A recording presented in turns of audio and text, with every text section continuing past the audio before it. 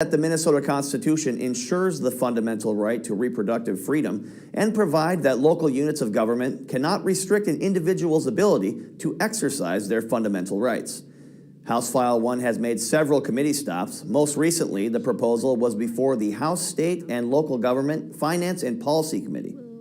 Almost 50 years ago, the United States Supreme Court assured individuals privacy and bodily autonomy in accessing reproductive health care through Roe v. Wade. In Minnesota, our privacy and bodily autonomy similarly hangs in the balance on the legal precedent of Doe v. Gomez. What happened to Roe could happen here in Minnesota, too.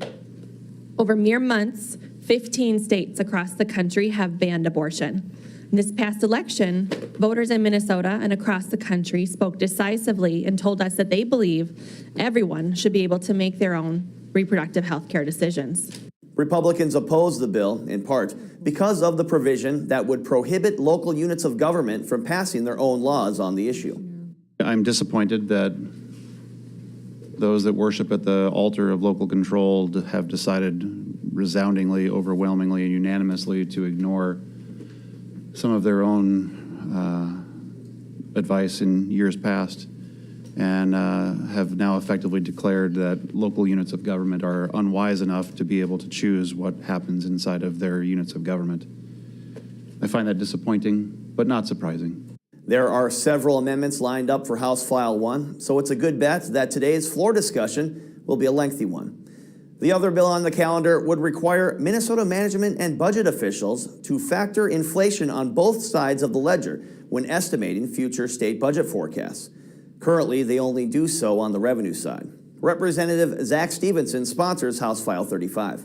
The analogy that I would draw for you is if you were a family putting together the family budget at the start of 2022, okay, in January, and you assumed as you're putting together that family budget that you're going to get an annual raise, that you're going to get more money coming in, but that throughout the entire year of 2022, your expenses were going to remain the same. Food wasn't going to get more expensive, housing wasn't going to get more expensive, gasoline wasn't going to get more expensive. If you made those assumptions in January of 2022, by the time you got to December, you'd be in a lot of trouble because inflation is real. And if you don't account for inflation when you're budgeting, bad things happen.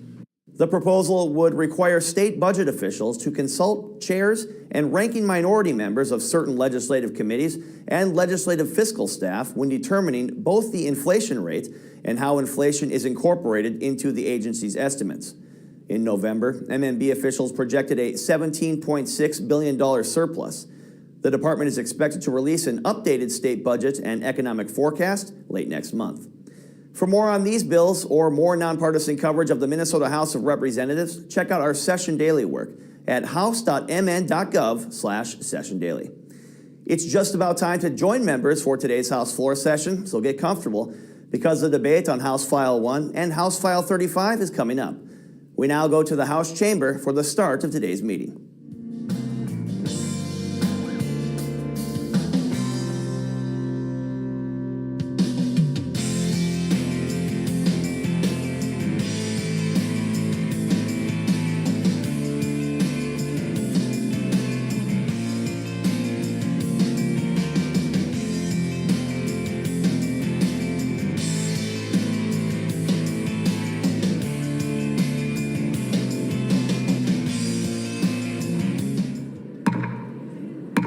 The House will come to order.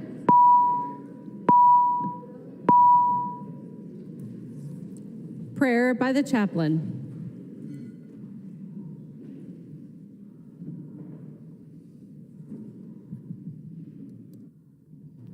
Please be in a spirit of prayer. Divine Spirit, thank you for the people who have gathered here today from all corners of our state for the purpose of serving the people of our state. As they go about the work ahead of them this afternoon and for the remainder of the legislative session, we pray that you will fill them with courage.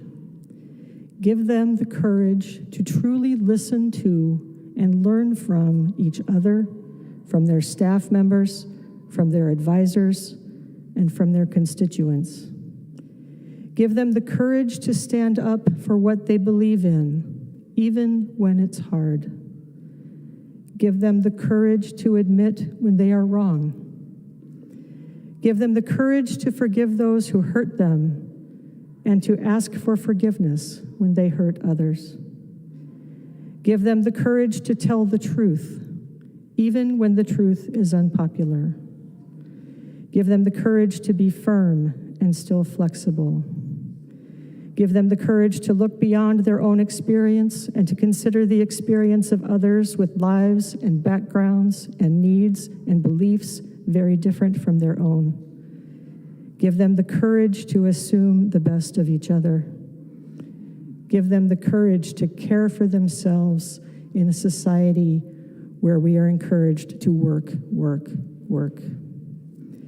Give them the courage to do this difficult work with integrity, remembering that each person who will be affected by their actions is your beloved child.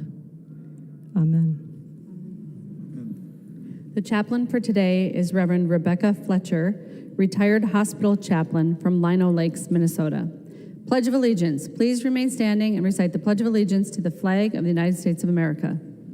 I pledge allegiance to the flag of the United States of America and to the republic for which it stands, one nation, under God, indivisible, with liberty and justice for all. The clerk will take the roll.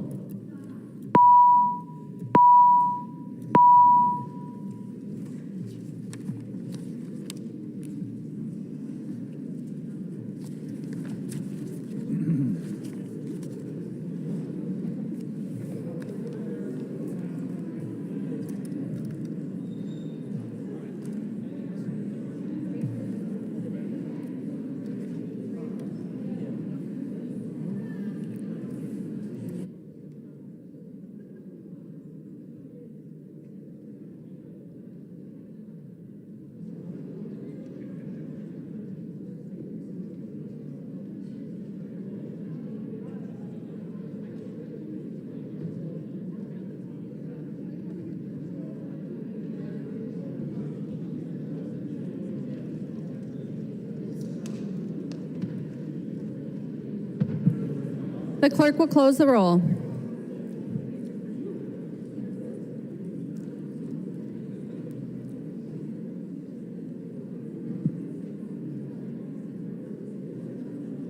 A quorum is present.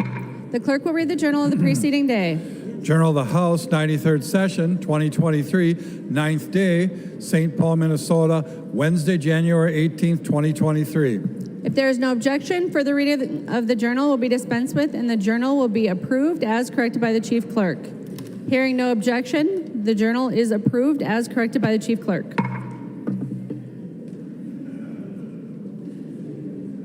Reports of standing committees and divisions. A copy of this order of business is online. If there is no objection, the reports will be adopted. Hearing no objection, the reports are adopted. Second reading of House files. Second reading House File number 7. Second reading. Second reading House File number 42. Second reading. Second reading House File number 48. Second reading. Second reading House File number 52. Second reading. Second reading House File number 56. Second reading. Second reading House File number 111. Second reading. Second reading House File 244. Second reading. And second reading House File 321. Second reading. Introduction of bills. The following House files have been offered for introduction today. The chief clerk will report the House files and give them their first reading. Introduction and first reading of House Files 534 through 636. First reading, House Files 534 through 636. Report from the Committee on Rules and Legislative Administration. Long from the Committee on Rules and Legislative Administration, pursuant to Rules 1.21 and 3.33, designates the following bills to be placed on the calendar for the day for Monday, January 23rd, 2023, and establishes a pre-filing requirement for amendments offered to the following bills: Senate File number 40 and House File number 26. Calendar for the day. The first bill on the calendar for the day is House File number 1. The clerk will report the bill. House File number 1 on the calendar, an act relating to health, establishing a fundamental right to reproductive health. I recognize the author, the member from Hennepin, Representative Katiza Watun, to explain the bill. Thank you, Madam Speaker. Members and Minnesotans, whether or not you sit on a committee that HF1 has visited, I'm certain you have heard about the PRO Act. This bill protects Minnesotans' right to contraception, the right to carry a pregnancy to term, the right to abortion, and ensures the right to privacy for personal reproductive health decisions. And I am proud to be bringing it for you today. I do want to be clear about what this bill does because it is not just an abortion bill. It does guarantee the fundamental right for every Minnesotan to make personal and private decisions about their reproductive health. What it does not do is change the current landscape of reproductive freedom in Minnesota. This is a secondary level of protection to the constitutional freedoms we currently enjoy based on the legal precedent of Doe v. Gomez at the Minnesota Supreme Court. This bill does guarantee the right of a Minnesotan to carry a pregnancy to term. It does not allow anyone to dictate the decisions you make about your body. We are not here to debate whether or not you would choose to get an abortion. This bill is not about me or anyone in this room, but as Minnesotans, we all come to this body from varied backgrounds and lived experiences, and I do want to take the time to recognize that. After years of waiting and wishing and failed fertility treatments, my husband and I adopted 3 beautiful children. 6 months later, I was pregnant. Now with 4, our hands are full, and so are our hearts, and we have more Legos than I can count. That was the right decision for my family, but I know that not every positive pregnancy test is a celebration, and not every ultrasound appointment ends with good news. And I, as a politician, have no business making that decision for someone else. We are here to represent the people. We are here to represent Linda, who before Roe was denied birth control without her husband's permission, unable to legally make that decision for herself. We are here to represent John, who before Roe saw the effects of illegal abortions as he watched patient after patient die of complications, having not been able to legally make that decision for themselves.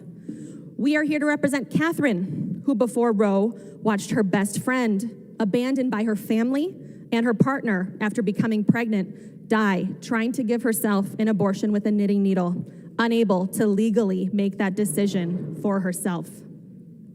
We are here to represent Liz, who came to testify in committee for this bill and who was thrilled to find out that she was pregnant with her second child. Liz wanted that baby boy with all her heart, but at 18 weeks, she received the devastating news that that pregnancy was incompatible with life. Under the protection of Doe v. Gomez, she made the impossible decision to have an abortion. We are here to represent Deborah, who came to committee to testify for this bill and reminded us that just across the river in Wisconsin, they are operating under an abortion ban that was passed in 1849, 71 years before women had the right to vote. Before us today is an opportunity to do better. And I'm here to represent my daughter. I'm fighting for her and for the world that I want her to grow up in. It's my hope, members, that today we can have a respectful debate grounded in truth. We are passionate people who have the duty of representing our neighbors in this chamber. Emotions may run high, but everyone casting a vote for this bill today was elected by our neighbors to come here and represent them. We owe it to them, the people of Minnesota, to leave inaccurate, inflammatory, and irresponsible statements out of this conversation. I know that we will do right by Minnesotans. Thank you, Madam Speaker. There's an amendment at the desk. The clerk will report the amendment.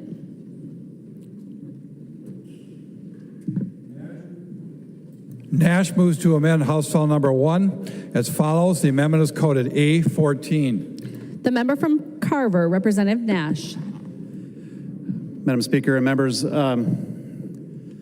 is an important bill. It's going to send a message to all Minnesota that my personal perspective, this is a very extreme bill, the most extreme abortion bill in the entire U.S. It has zero guardrails, And I'm going to offer this amendment as a common sense amendment. The amendment would delete subdivision 5. It's very simple. In deleting subdivision 5, members, what we're saying is, and I hear this regularly from you, that local control matters. I have offered a number of bills and amendments that, in your opinion, strip away local control, and I hear from almost all of you who are returning members about how horrible that is and how we should not strip away local control, and then you rush towards stripping away local control. There are likely cities and counties and other units of government across our state that may say, we do not wish for this to happen in our jurisdiction. And if they so choose that, from past experience, from hearing you tell me that local control matters, I would expect to see a good number of you put up green votes on this amendment that I am asking for a roll call, Madam Speaker. Representative Nash requests a roll call. Seeing 15 hands, there will be a roll call. Representative Nash. Members, if you put your money where your mouth is in years past, now is the time to say that a local unit of government can have the ability to say we do not wish this to happen here. That they recognize, in their opinion, by being the closest elected official to the jurisdiction that they represent, that they see that this is an extreme bill. Extreme bill. And in their eyes, I'm going to agree with them. They want for something like this to have guardrails in their community. You're saying in subdivision 5, no, that's not something that we want to have happen. Members, you're right, Representative Cotiza-Wattoon, and this is a very passionate thing. I'm the father of 6, and it should have been 7. And I got to hold a little boy in my hands who passed away. What this bill does is it strips away the humanity that he had. It is so extreme. I don't get to know what life would have been like with Peter. He would be 24 years old today. And as you can tell, I'm still touched by this. And again, many of you don't believe that Nash actually has a heart, but he does. This is so damaging. It is so extreme and hurtful. Women's lives will be shattered as a result of this, and based on the fact that there are no guardrails, some women may die in the process of this. But this amendment says that municipalities, counties, other units of government get to have the right that you all so value to say, not here. So with that, I ask for your green vote. The member from Hennepin, Representative Cotiza-Wattoon. Thank you, Madam Speaker. And Representative Nash, we had a great opportunity in committee to discuss this. We have already voted down this amendment. I want everybody to imagine just for a minute that you go to bed, you wake up in the morning in a city where you have a fundamental right. But then you drive to work, cross the town border, you no longer have that fundamental right. And should you need a procedure or counseling, or perhaps you're gonna get a vasectomy, you drive to another city where you then again have that fundamental right. Since the overturning of Roe v. Wade, the United States is a patchwork of abortion access, and Minnesota is an island in providing this health care. This language is necessary to clarify that the statute places reproductive freedom outside of the scope of cities and towns' general welfare clauses. While counties do not have general welfare clauses, but they do have the right to regulate public health in Minnesota State Statute 145A.05. This language is necessary to clarify that reproductive freedom is outside of that county regulation of public health. Members, in your packets, I believe it's the 4th, well, at least in mine it's the 4th, there is a letter of support from Attorney General Ellison, and he does discuss briefly the ordinance that one of our former members was trying to pass in Princeburg. And in his advisement to the Princeburg City Council that proposed amendment was unconstitutional and preempted by state law under Doe v. Gomez. So subdivision 5 in this bill just includes that same protection via the Doe v. Gomez decision, and it's important that we keep it in the bill, so I would ask members to vote no. Any further discussion on the Nash amendment? Representative Nash. Thank you. Well, I have to tell you that I don't find that particularly compelling. Add on to the discussion that many of you reside in a sanctuary city, and you value those sanctuary cities, and you applaud those sanctuary cities for saying we will not allow certain things to happen in this city, or we are trying to encourage a lack of prosecution in these sanctuary cities. You're effectively doing one thing on one hand and denying it on the other. You're applauding those places saying, oh, great job, and you're taking it away in this bill. Again, I'm just disappointed that it is that short-sighted and hypocritical that you praise and you worship at the altar of local control, and now you're trying to rip it away. Once again, members, vote green. The clerk will take the roll on the Nash amendment.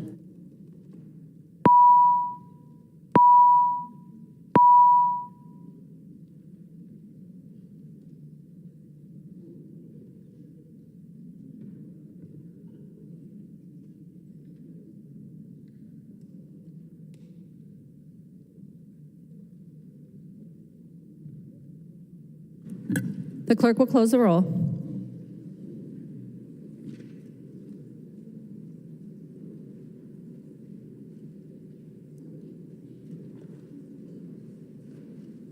There being 65 ayes and 69 nays, the motion does not prevail. The amendment is not adopted.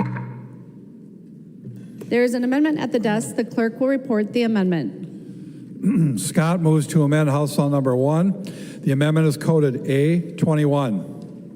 The member from Anoka, Representative Scott. Madam Speaker and members, the following facilities for health and safety are licensed: dental offices, physicians' offices, nursing services, professional counseling services, facilities for persons with developmental disabilities, foster homes, adult foster care, adult daycare, nail salons, tattoo salons, surgical centers, facilities that handle biological specimens, birthing centers. There are many more in the state of Minnesota. Licenses that require inspections on healthcare facilities to make sure that the patients entering those facilities are safe. Not so with abortion facilities. This amendment would require the licensing of abortion facilities in the state of Minnesota. It's a very reasonable bill. It's putting guardrails, safety, and protection for that mom that is the woman that is in there seeking an abortion. We all remember a few years ago the horrible reports of Dr. Gosnell in the Philadelphia area. And the horrible conditions, the squalor, the dried blood, the biological, if you will, specimens that were scattered all over those facilities. And women were losing their lives in those facilities. Members, this is a common sense bill. In fact, I would wager to say that most Minnesotans, or even most Americans, they just assume that an abortion facility would be a licensed facility. There are 22 other states that do this. There are other countries that do this. Let's not be out on the extreme. Let's do something reasonable. Let's adopt this amendment. It even allows Planned Parenthood, who has already, they have their own set of sort of internal regulations on this. It allows them to sort of set up that criteria for themselves. This just says that they would need to be licensed, and someone from the Department of Health would need to come out and make sure that those facilities are safe. I wanted to give a little information here too. I was given this book, and it talks a lot about Bernard Nathanson. He's known as the American abortion king. And according to him, about 98,000 illegal abortions happened each year after Roe v. Wade. Abortion-related deaths, the actual number in the 25-year period prior to Roe v. Wade, averaged 250, according to the abortion papers, page 41. The year before Roe v. Wade, 65 women died due to complications of abortions. Let's not allow that to happen at the abortion facilities that are here in the state of Minnesota. Let's protect the women that walk through those doors to the best extent that we can to make sure that they're in a hygienically safe environment and pass inspections with the Department of Health. And with that, Madam Speaker, I would request a roll call. Representative Scott requests a roll call. Seeing 15 hands, there will be a roll call. Discussion to the Scott amendment. The member from Hennepin, Representative Katiza-Watun. Thank you, Madam Speaker. And Representative Scott, thank you for bringing this amendment. It's important to discuss the how critical it is that patients are safe when they go to a licensed provider. Providers are licensed, facilities are not licensed. Abortion is one of the safest medical procedures performed in the United States, and this is a medically unnecessary restriction designed solely to make it harder for people to access this health care. I would ask members to vote no. Further discussion to the Scott amendment. Representative Scott. Madam Speaker, Representative Katiza-Watun, you just made my point. That these facilities aren't licensed. There's no standard of care, there's no standard of hygiene, there's no standard of safety and cleanliness in these facilities right now. Not voting for this amendment, this common sense, the least we could do amendment to protect the life of that mother, and you guys don't want to take it? This is just setting a very protective guardrail for the women that walk through those doors. They're already under a lot of duress, most likely. The least we can do is provide them a safe environment. Members, vote for the amendment. The member from Chisago, Representative New Brindley. Thank you, Madam Speaker.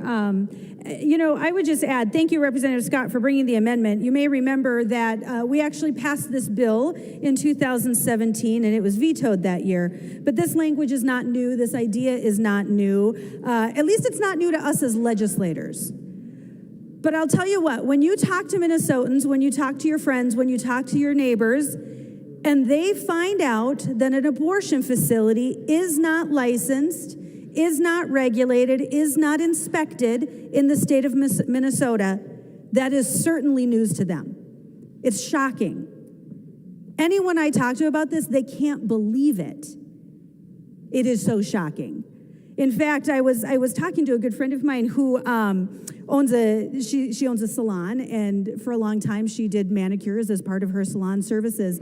But the inspections and regulations were so egregious on her nail salon that she actually removed that part of her business. It was so egregious. She literally could not manage that in a salon of all things. So these are the kinds of things we license and regulate in the state of Minnesota. And we do that for safety, right?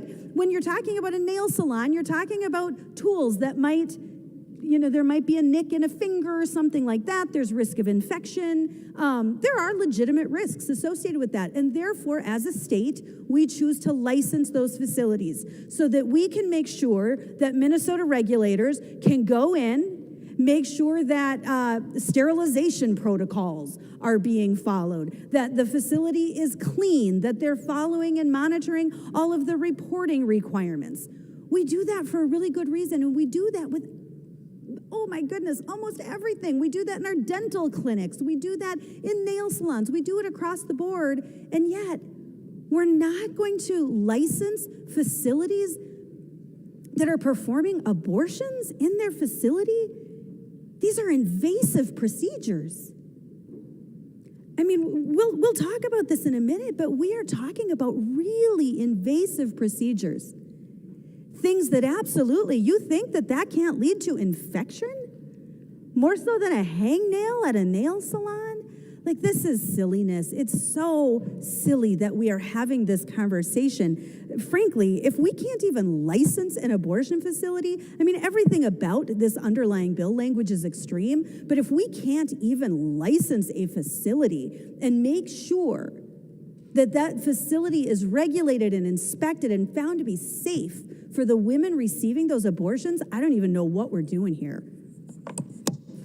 Representative Katiza-Watun. Thank you, Madam Speaker. I am rising just to share something even more shocking based upon what colleagues across the aisle have said. Dental facilities aren't licensed in Minnesota. Dentists are licensed. So dentists are in, they're flossing our teeth, they're getting all sorts of bacteria and everything everywhere. Some dental procedures are very invasive too. My au pair just had her wisdom tooth removed and she was down and out for like 5 days. So this is medically unnecessary. Again, abortion is one of the safest medical procedures done in the United States, and I would ask members to vote no. Thank you. Further discussion to the Scott Amendment? Seeing none, the clerk will take the roll on the Scott Amendment.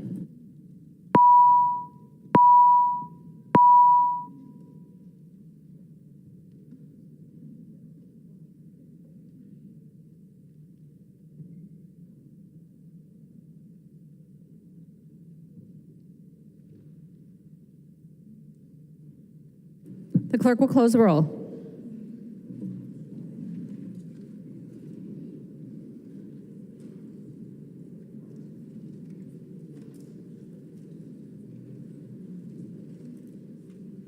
There being 65 ayes and 69 nays, the motion does not prevail. The amendment is not adopted. There's an amendment at the desk. The clerk will report the amendment. Niska moves to amend House Bill number 1. The amendment is coded A15. The member from Anoka, Representative Niska. Madam Speaker and members, I rise to offer the A15 amendment, but as I do so, it's very important to clarify that the words in this amendment are not my words. They are not the words of Representative Harry Niska of Ramsey, Minnesota. They are the words of Justice Harry Blackmun from Ramsey County, Minnesota, in the majority opinion in Roe versus Wade. So this amendment is to help you folks to codify Roe. We've heard over and over again on the campaign trail that all the Democrats want to do is to codify Roe. We've heard members of this body refer to this bill as the codify Roe amendment. We've heard the media refer to this bill as the codify Roe amendment, but it is not.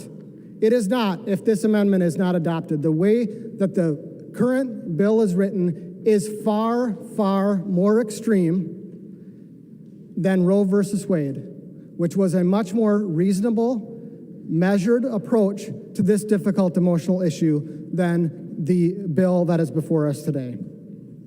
Again, these words in the amendment are not my words. Everything after the first few words of this amendment are taken directly from page 154 of Roe versus Wade in the U.S. reports, and from page 164 to 165 of Roe versus Wade in the U.S. reports.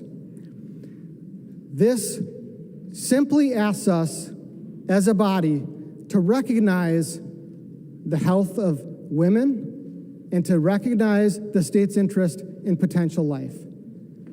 Those words are not the words I would use. This does not strike the balance that I would want to strike, but this is an attempt to make this bill just a little bit more reasonable, just a little bit less extreme. So for the purpose of moderation, for the purpose of truly representing all Minnesotans, including our unborn brothers and sisters, please at least include the words that Harry Blackmun saw fit to use about the value of potential life and about the state's interest in regulating health and safety for women. So this is a very important vote. It's going to be a very revealing vote.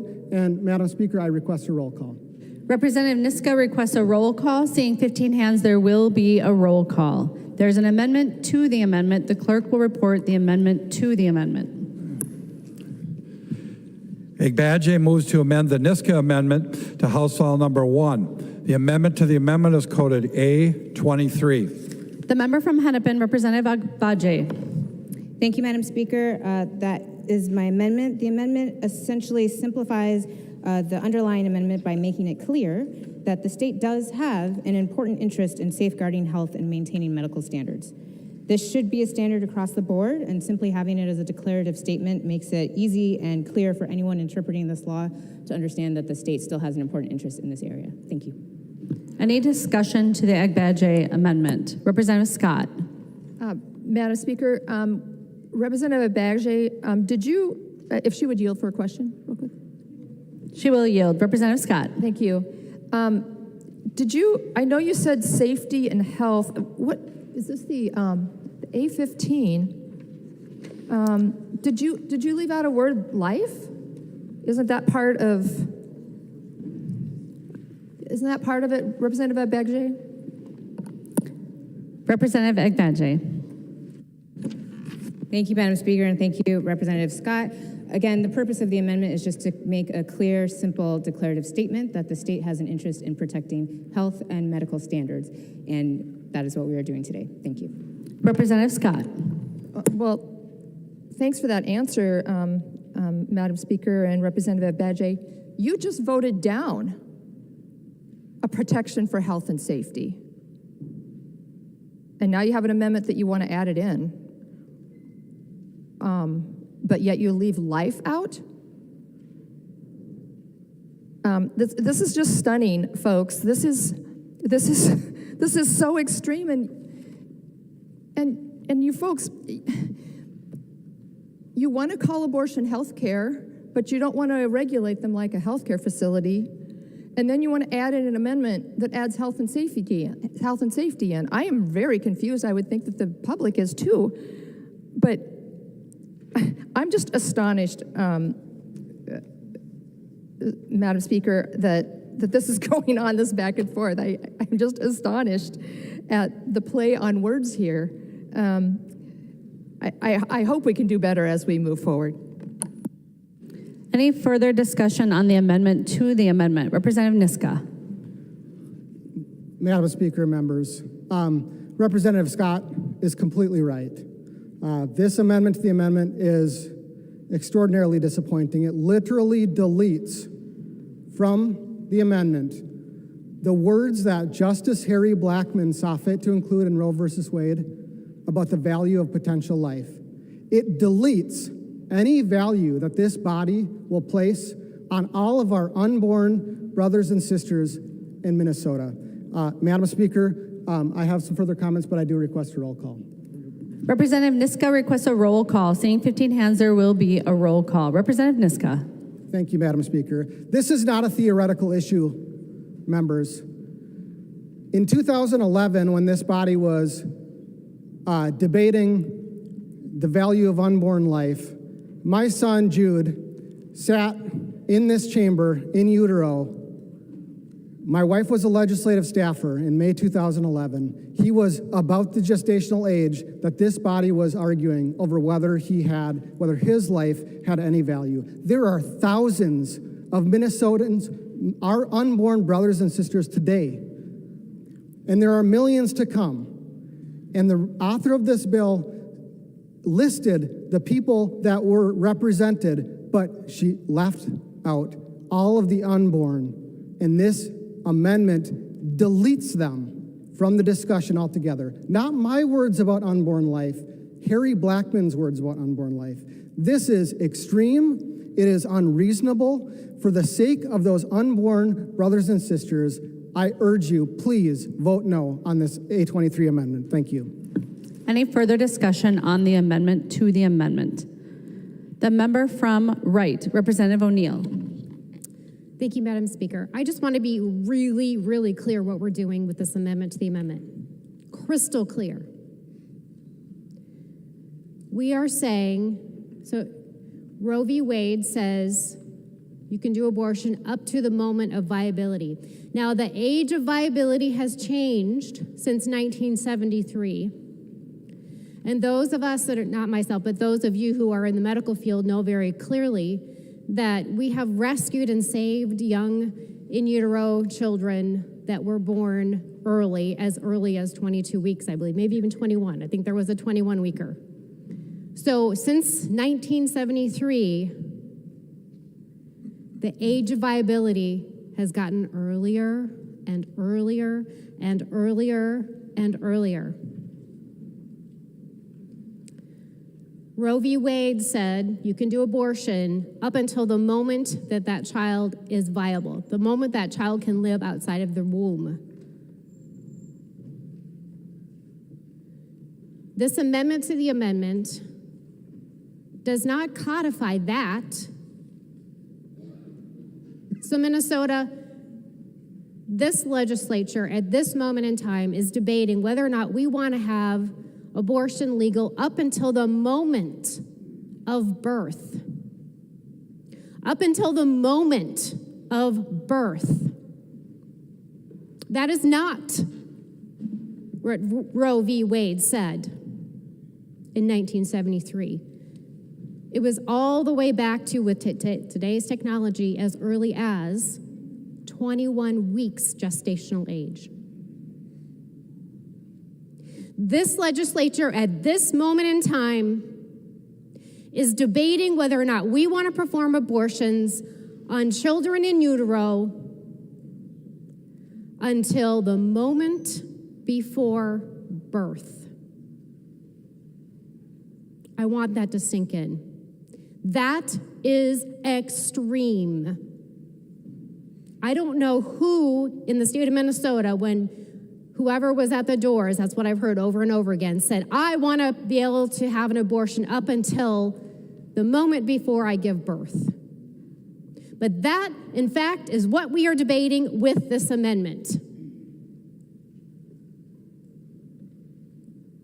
Let's be really clear what we are talking about. Are we going to codify abortion up until 21 weeks of gestational age? Or are we going to allow abortion in Minnesota up until the moment before that child is born naturally? That's what this amendment is about. And by doing this amendment to the amendment, it pushes that date all the way until the moment before that child is born. Any further discussion? Seeing none, the clerk will take the roll on the amendment to the amendment, on the Agbaje amendment.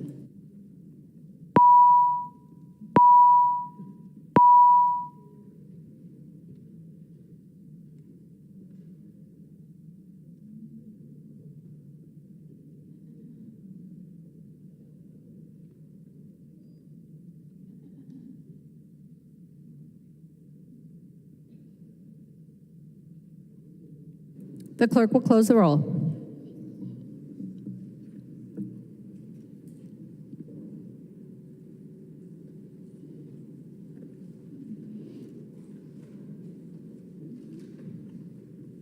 There being 69 ayes and 65 nays, the motion prevails. The amendment to the amendment is adopted. Representative Niska.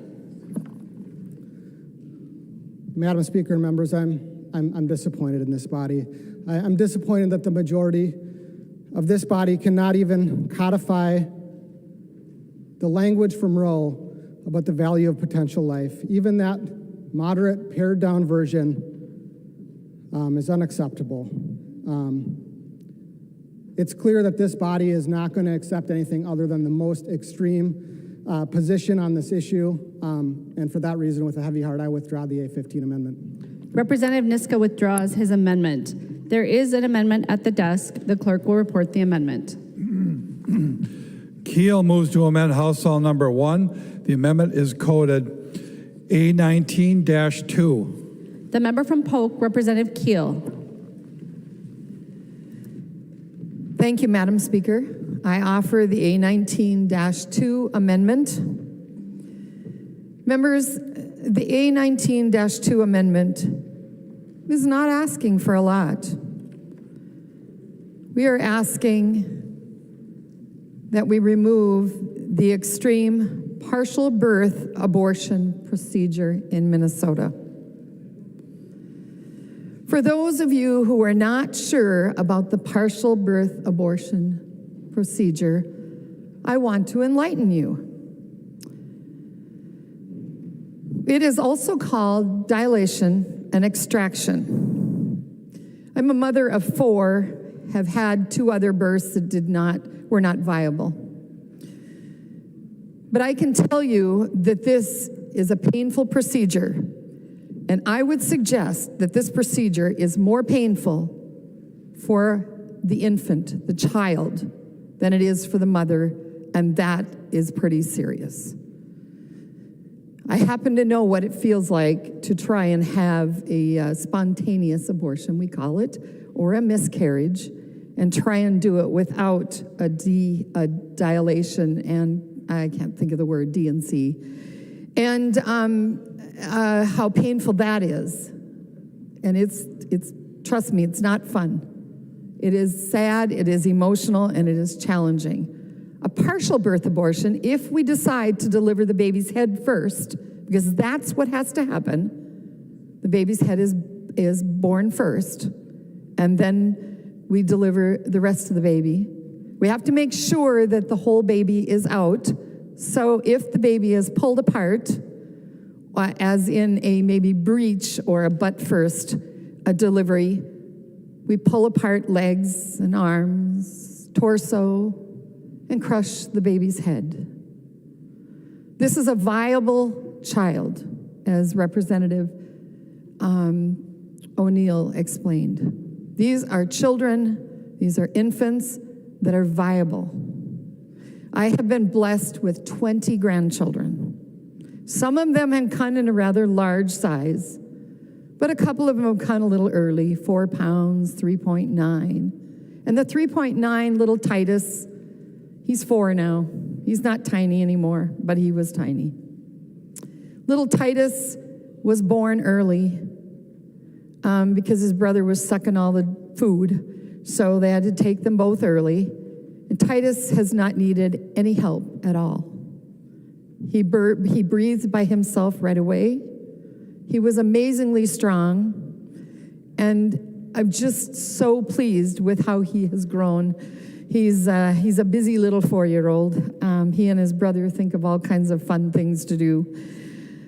But when we talk about the partial birth abortion, we are talking about, and I want you to hear this, members, we are talking about ripping a child apart, smashing his brain and sucking out his head. That is what happens. Even the federal government said, this is too extreme. This is what we should not be doing. We're talking about doing this up until the birth of the baby. You can't do a simple abortion when you are 6 months pregnant. The baby has to be crushed and pulled. That's the way it works, unless you want to do a cesarean. Or you could burn the baby, and we have seen children actually born and survive on a saline abortion. There are those. Members, I want you to think about what you're doing here. I'm not asking you to get rid of abortion entirely. I can tell you from rural Minnesota, they are appalled that this is a conversation. You members across the aisle, I have heard from more than one of your citizens. One in particular emailed me, texted me this morning, and said, Mom, I can't get a hold of my daughter. I can't get a hold of my legislator. They won't answer the phone. I can't leave a message. You're not even hearing from your constituents. Someone else said to me, you know, I didn't want abortion to be gone, but I certainly did not want this.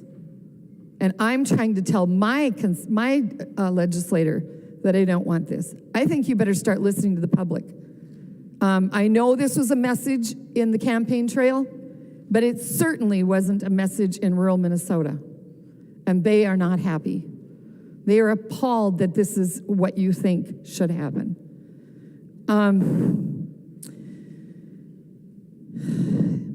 I think if I wasn't so angry, I would be in tears. I don't tend to be much of a dramatic person. But this just makes me sorrowful to think that you think this is okay, that this is provided for, and this is good for women. I think this is tragic for women. And we talk about all the people that are having trouble, that commit all kinds of challenges. And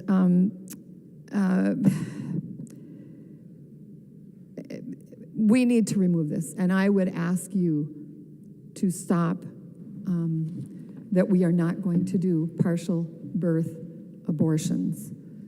With that, Madam Speaker, I would like a roll call. Representative Keel requests a roll call. Seeing 15 hands, there will be a roll call. There is an amendment to the amendment. The clerk will report the amendment. Hollins moves to amend the Keel amendment to House File Number 1. The amendment to the amendment is coded A24. The member from Ramsey, Representative Hollins. Thank you, Madam Speaker. What this amendment to the amendment does is remove the portions of it that we are in disagreement with and includes the parts that we would like to keep, specifically that there are no criminal penalties for individuals seeking an abortion. Any discussion on the amendment to the amendment? Representative Keel. Madam Speaker, I rise to a point of order and state your point of order. Pursuant to the temporary House rules of 3.21B, that the A24 amendment to the amendment is not germane. Advice. Members. Advice to the Speaker. Sorry. Representative Keel. Thank you, Madam Speaker. This is the new session, isn't it? It is. This amendment completely changes my underlying amendment. Rule 3.21B says that an amendment to amendment must relate only to the primary amendment without introducing any new subject. My amendment relates to the practice of partial birth abortion in Minnesota. Representative Hollins's amendment would delete everything in my amendment and make the amendment instead relate to whether abortion should be criminalized. It clearly does not relate to the topic of my original amendment. This amendment is so different from the underlying amendment that even the title of the amendment is changed. In fact, this amendment to the amendment strays dangerously close to being a replacement amendment, which we all know is not allowed under our rules and in Masons. Advice. Representative Long. Thank you, Madam Speaker. I advise that you find the point of order not well taken.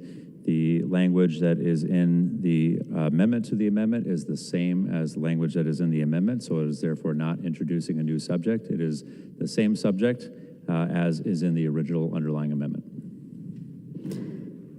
Having heard the advice on the Keel point of order from Representative Keel and Representative Long, I find the point of order is not well taken. Representative Keel. Madam Speaker, I appeal the ruling of the Speaker. Representative Keel appeals the ruling of the Speaker and requests a roll call. Seeing 15 hands, there will be a roll call. Discussion to the appeal of the Speaker. The member from Chisago, Representative New Brindley. Thank you, Madam Speaker. The House rules, when it comes to an amendment are actually much more stringent on germaneness than just an amendment to a bill. And frankly, when you have to change the title of the amendment to make your amendment to the amendment work, that's changing the underlying amendment entirely. It is a different amendment. It has entirely different meaning than the underlying amendment. It is clearly not germane. I mean, come on, guys. I get that you don't want to vote on some of this hard stuff, but good grief. This completely changes the underlying amendment. Discussion. Representative Long. Thank you, Madam Speaker. I would ask that members would uphold the ruling of the Speaker and vote yes. Under 3.21B, an amendment to the amendment can't introduce any new subject. This does not introduce any new subject, as was stated, because it is a subject in the underlying amendment. Thank you. The question before the body is, shall the decision of the Speaker stand as the judgment of the House? A yes or a green vote supports the ruling of the Speaker. A no or a red vote goes against the ruling of the Speaker. The clerk will take the roll on the appeal.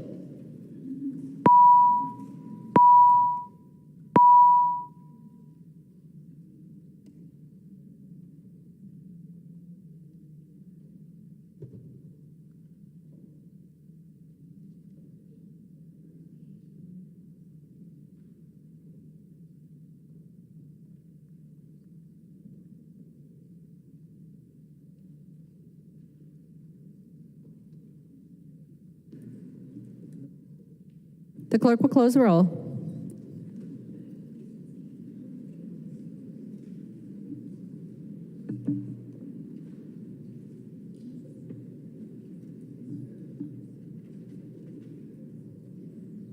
There being 70 ayes and 64 nays, it is the judgment of the House that the decision of the Speaker shall stand.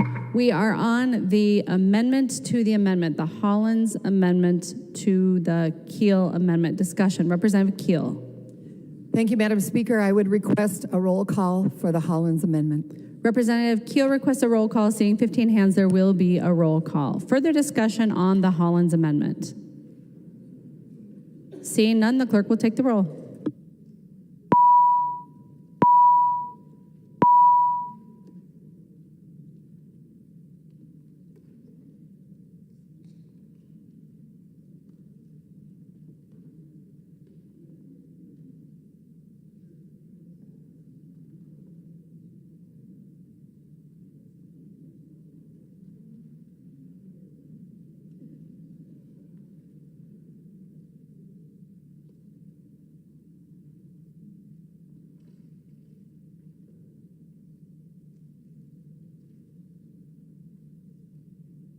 The clerk will close the roll.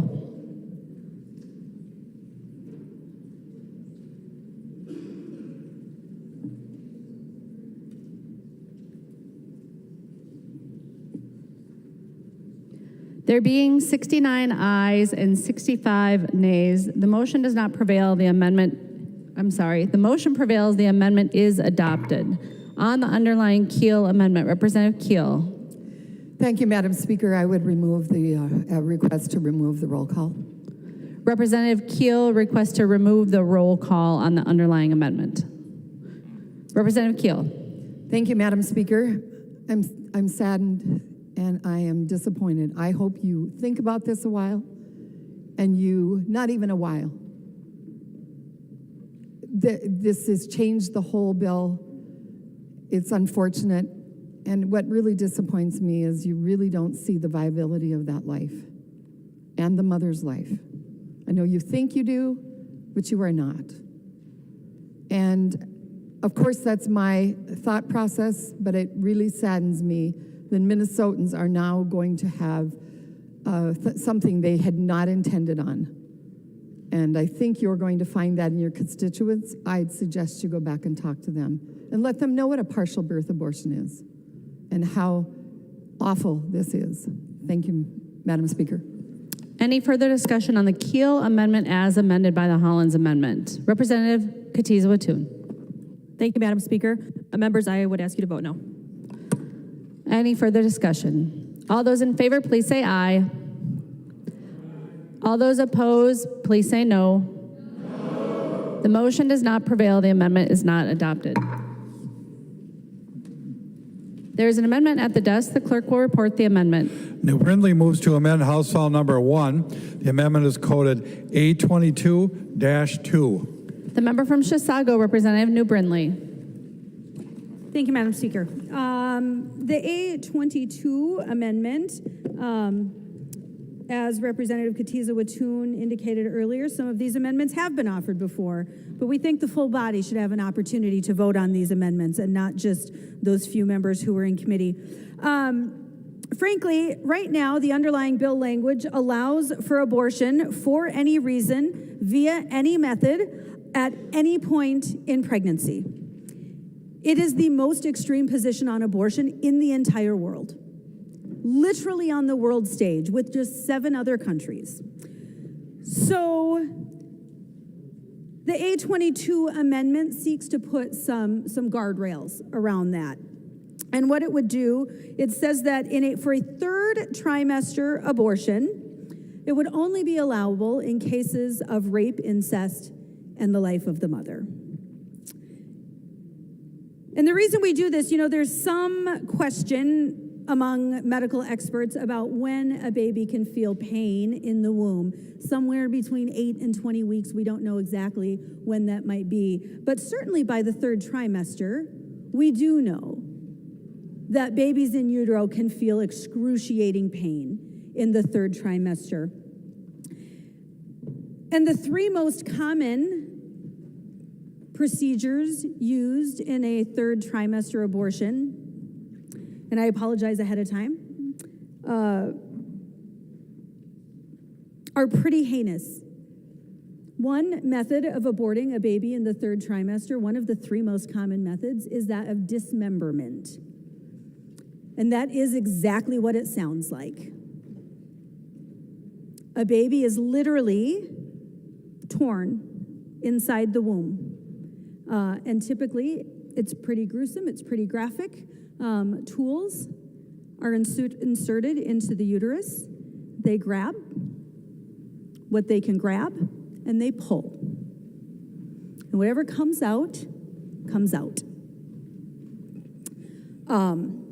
After that's done, that baby has to be reassembled to ensure that they got every piece out, one by one. So dismemberment of a human being who can feel pain in the third trimester. Another most common method, one of the 3 most common methods of aborting a baby in the third trimester, is a chemical abortion. In this method, a chemical is inserted and a baby is literally burned alive. Burned alive. The third of those 3 most common methods of aborting a baby in the third trimester is to insert a needle through the torso into the heart of an infant to kill that baby.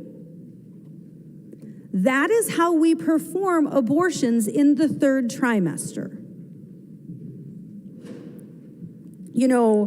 This amendment does not say that women who have been raped or have been involved with incest or their health is in danger, those women could still be allowed to receive an abortion.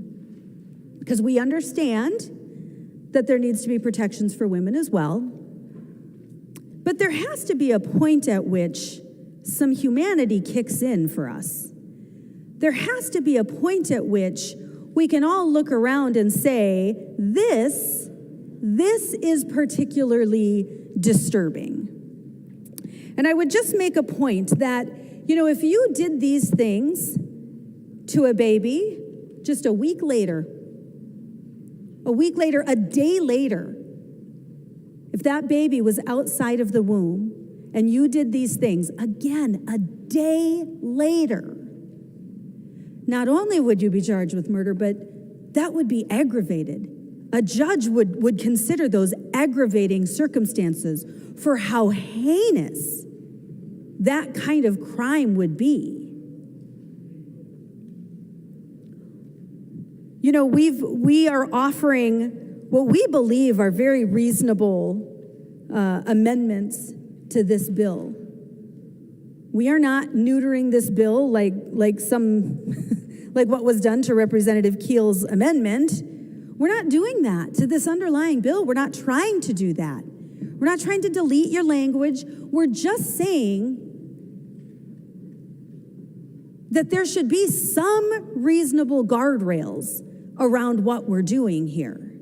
And certainly, And certainly saying that an abortion needs to be performed in the first trimester or the second trimester is a reasonable guardrail.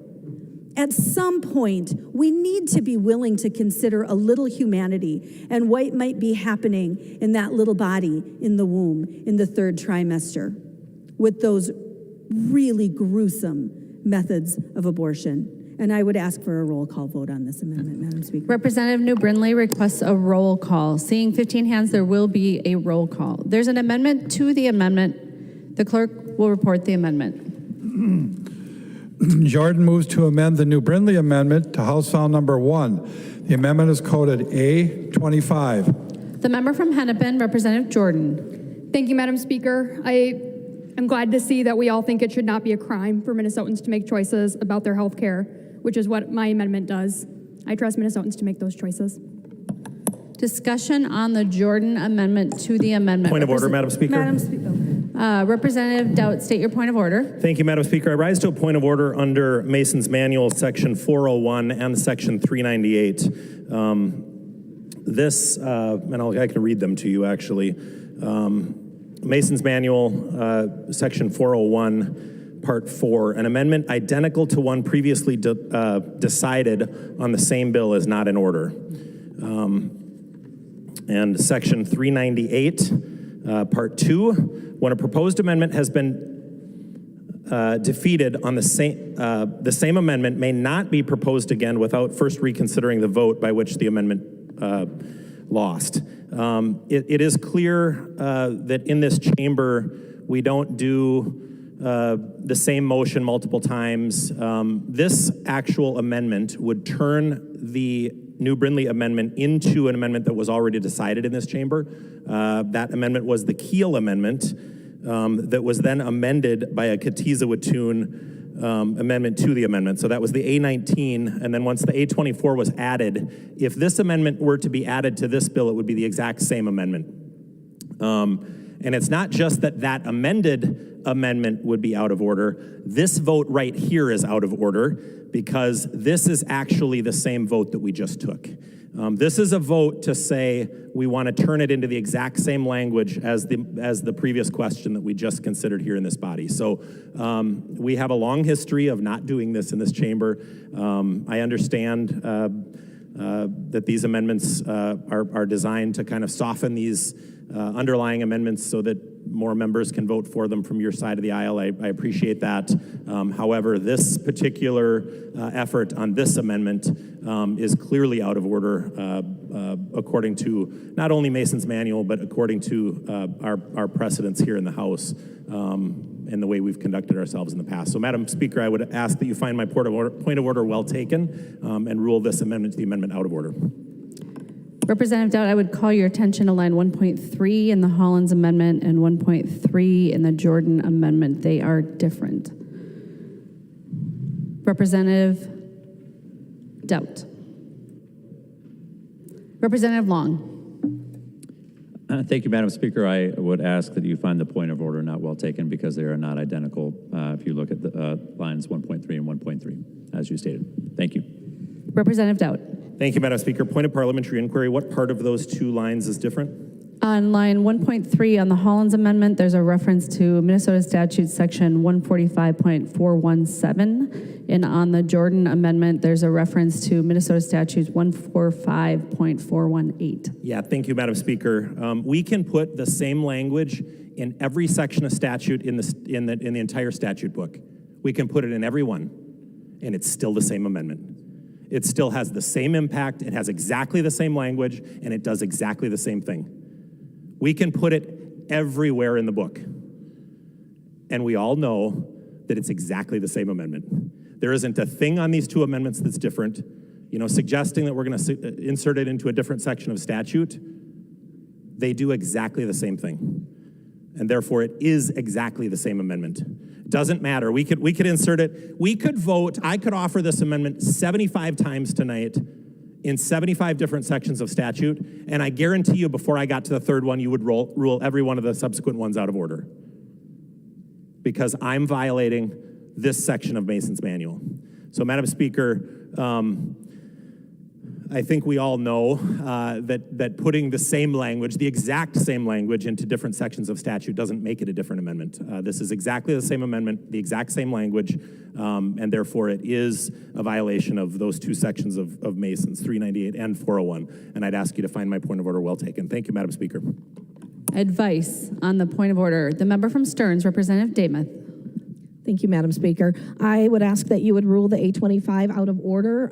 We know that the concern of setting this precedent in this chamber is of great concern. If you rule that a change to the statutory citation is enough to make an amendment no longer identical, this chamber is going to grind to a halt. Under such ruling and precedent, members would be allowed to offer any number of otherwise identical amendments, simply changing the statutory citation on each one.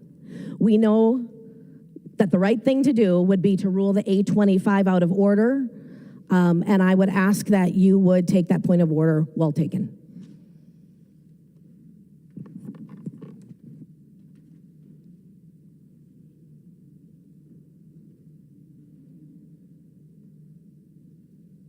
Madam Speaker, advice? Representative Nash, state your advice. Thank you, Madam Speaker. I would remind you specifically that I think it was a year and a half ago that Representative Frazier had a duplicative amendment to one of my amendments, and it was the exact same language. Yes, the references to chapters of law were different, but it was the same language, and you ruled, Madam Speaker, that it was out of order under Mason's 4014. So not only do we have a poorly drafted amendment, but we have precedents that you have yourself ruled on in the past, saying that Representative Frazier's amendment to my amendment twice was out of order.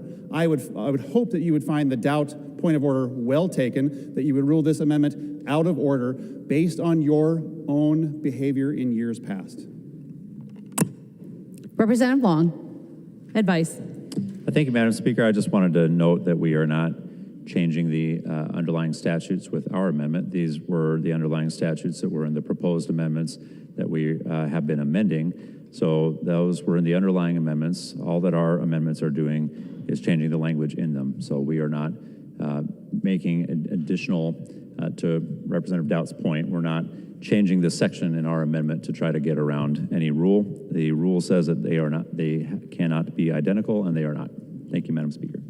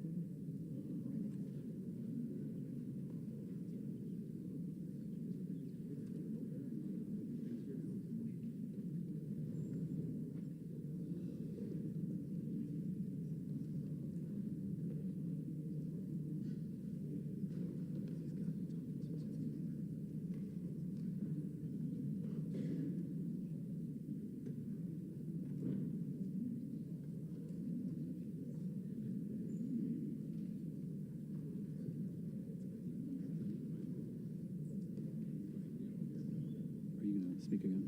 Okay. Well, if you do, remind her of her own behavior, just like I did. She's done this before, ruled it out of order.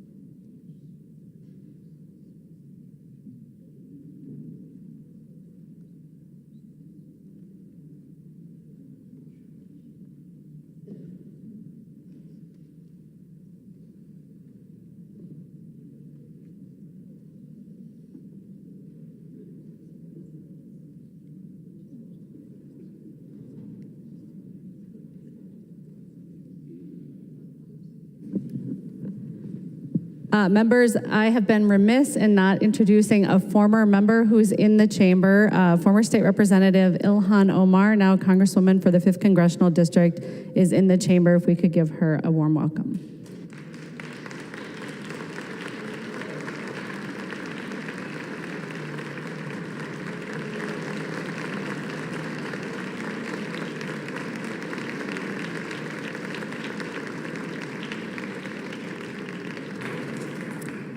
Having listened to the advice of Representative New Brindley, Representative Nash, Representative Damath, Representative Doubt, Representative Long, I find that the point of order is well taken. The amendment to the amendment is out of order. We are on the underlying New Brindley amendment. Representative New Brindley. I would move to overturn the ruling of the Speaker. Oh, I'm sorry. I apologize, Madam Speaker. I was so prepared, Madam Speaker. I was so ready. My people were going to do that. I was so ready.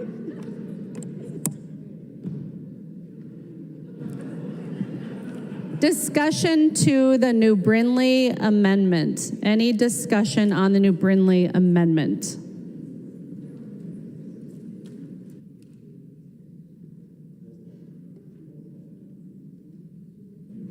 There is a roll call on the New Brindley amendment. The member from Hennepin, Representative Katiza-Watun, to the New Brindley amendment. Thank you, Madam Chair. Members, I would ask you to vote no.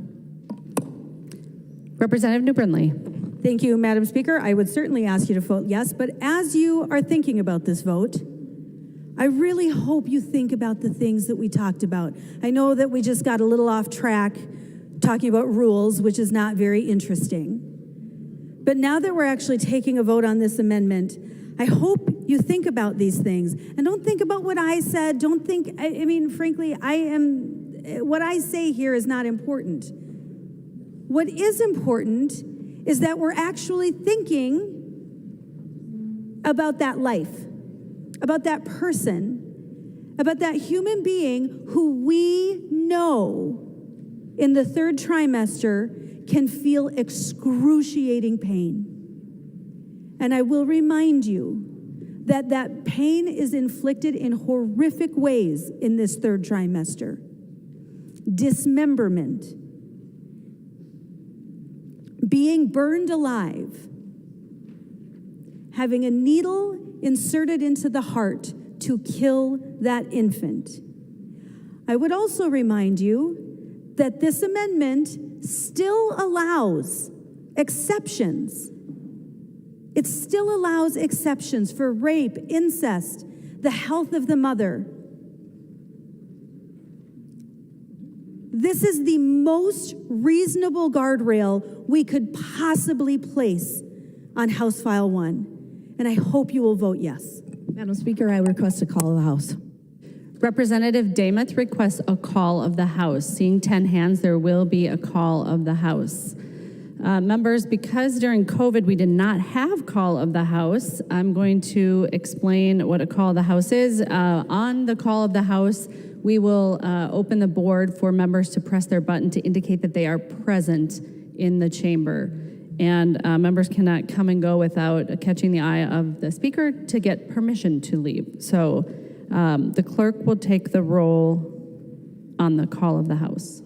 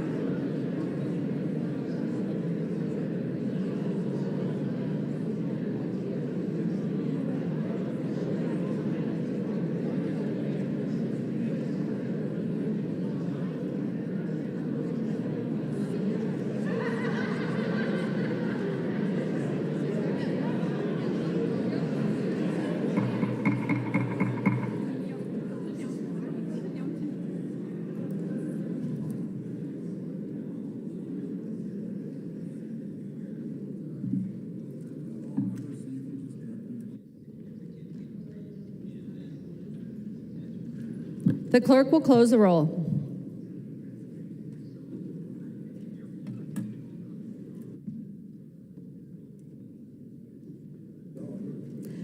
We are on the New Brindley Amendment. Further discussion to the New Brindley Amendment. Seeing none, the clerk will take, Representative New Brindley would like to close. Representative New Brindley. Thank you, Madam Speaker, for the opportunity. Again, we've had, I know, lots of interruptions and distractions during the debate on the A22 amendment. So I just want to remind folks of where we are on this. Right now, with the underlying bill language, we are looking at the most extreme abortion policy, certainly in the United States, but in the world, along with just 7 other countries. The underlying language allows for any abortion, for any reason, via any method, up until the day of birth. And in fact, I'm not even sure that that's real clearly defined. So what we've been trying to do with these amendments is just add some guardrails around this. 70% of Minnesotans believe that we should have some guardrails around abortion. 70% of Minnesotans think that there should be guardrails. And I think that particularly when it comes to the A22 amendment, this is one of those things that is particularly horrific. This amendment to the underlying language would say that there's guardrails around third trimester abortions, and that those abortions could only be performed in cases of incest, rape, and the health of the mother. It's the only time they could be performed. However, we still allow for that with this language. And the reason we're putting this forward is that we know that in that third trimester, and it's defined in this amendment as 26 weeks. And so we know that by 26 weeks, those babies can feel excruciating pain. And again, I would just ask you to think about those 3 most common methods of aborting a baby in that third trimester. Dismemberment, literally going in and pulling pieces of an infant until that baby is removed. And again, that baby has to be put back together to make sure that all of those pieces have been removed. It is gruesome. And I cannot imagine the pain that that baby feels. Another method is literally being burned alive in the womb, a chemical abortion. And the third is taking a needle and inserting that needle through the torso into a beating heart to kill that baby.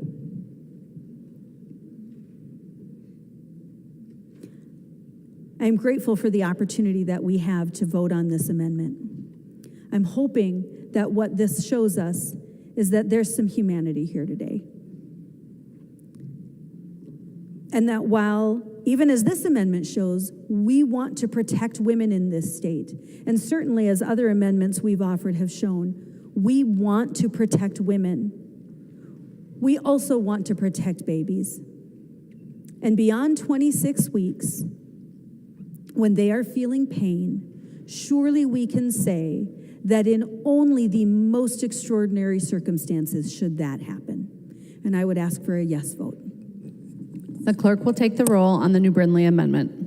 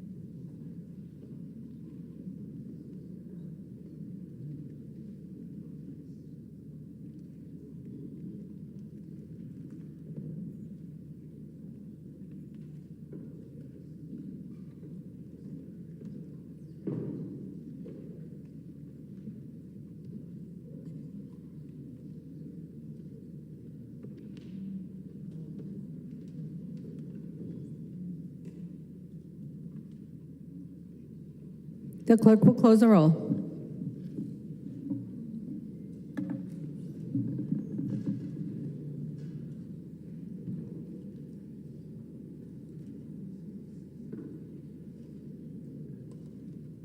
There being 67 ayes and 67 nays, the motion does not prevail. The amendment is not adopted.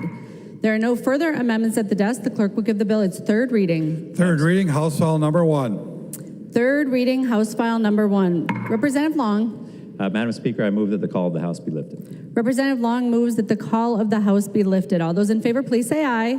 Aye. Those opposed, please say no. The motion prevails. The call of the House is lifted. Discussion to the bill. The member from Olmsted?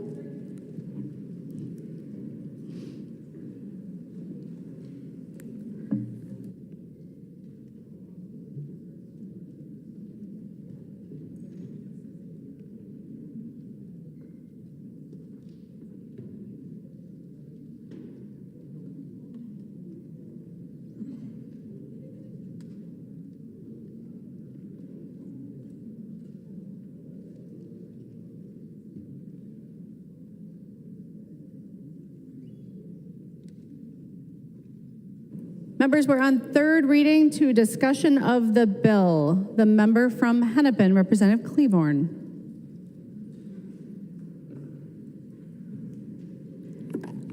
Hold on just a minute.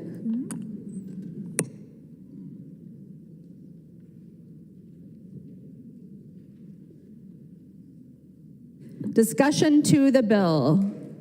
The member from Red Wing, Representative Altendorf.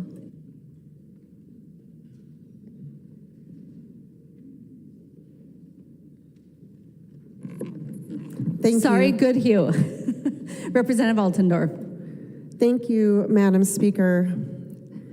I stand here today in this body wondering how this became the Minnesota DFL Party's #1 priority, as this was marked House File number 1. When I ran for office this year and talked to many people in my district, there was so many concerns with inflation, high gas prices, and so many others that people had.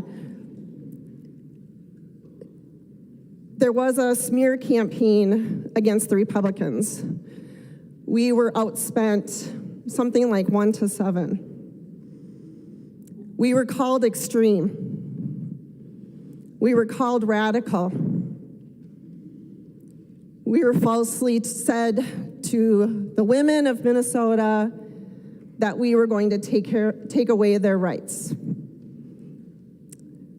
We were told that we did not care about women's health care. I stand here today and I ask Minnesotans, who are the extreme ones?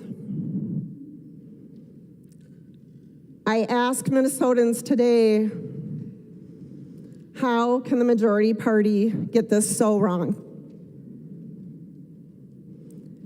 I ask the Minnesotans today, when you voted DFL, did you believe the lies? I ask Minnesotans today, who cares about women's health care? I ask Minnesotans today, did you want to be the most radical, extreme state on abortion laws? I ask Minnesotans today, was this what you voted for? Was this your #1 priority? There was a PBS poll done in 2019 that even said pro-choice voters disagree with third-trimester abortions. My DFL friends might want to listen to this. Pro-choice pro-choice voters. A PBS poll, 2019, 72% disagree with third trimester abortions. 72%. This is not democracy to push this bill through today. We did not hear from the people of Minnesota. This body is not respecting the voters of Minnesota, not even the pro-choice voters. And I ask Minnesotans, as we stand here today on this vote, knowing that abortion was already legal in the state of Minnesota, knowing that abortion was a part protected in the Constitution, Minnesota, your voices were not heard by the majority party. Your voices were not heard. We do not want the title of the most extreme state on abortion laws in the state of Minnesota.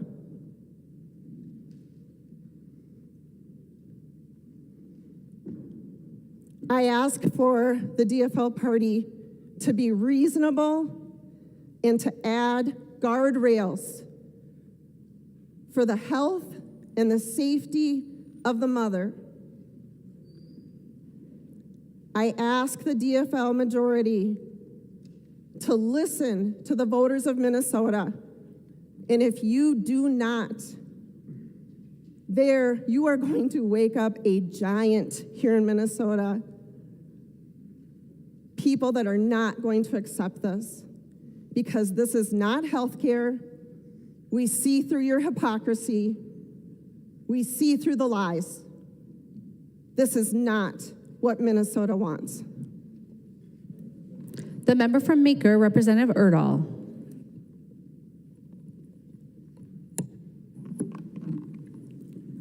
Thank you, Madam Speaker and members.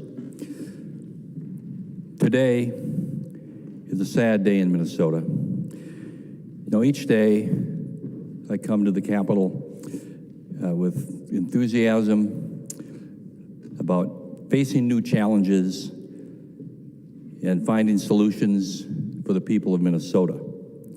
Today, I arrived with feelings of dread and apprehension, knowing what the majority would vote for today, what the debate would likely be.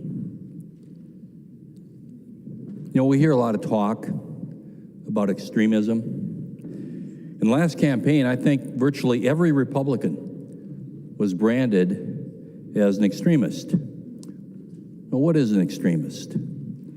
Webster says it's being excessive or radical. Does that really describe folks over here? When you think of being excessive or radical, do you think of Paul Anderson, John Petersburg? We value life. We do recognize that abortion is here, but is it really extremist to believe, as many Republicans do, that rape, incest, or the life of a mother should be important considerations? Minnesotans value life. I know of a woman who rescues eagles. If she gets a call in the middle of the night, she will drive out wherever it's from and try to find that eagle,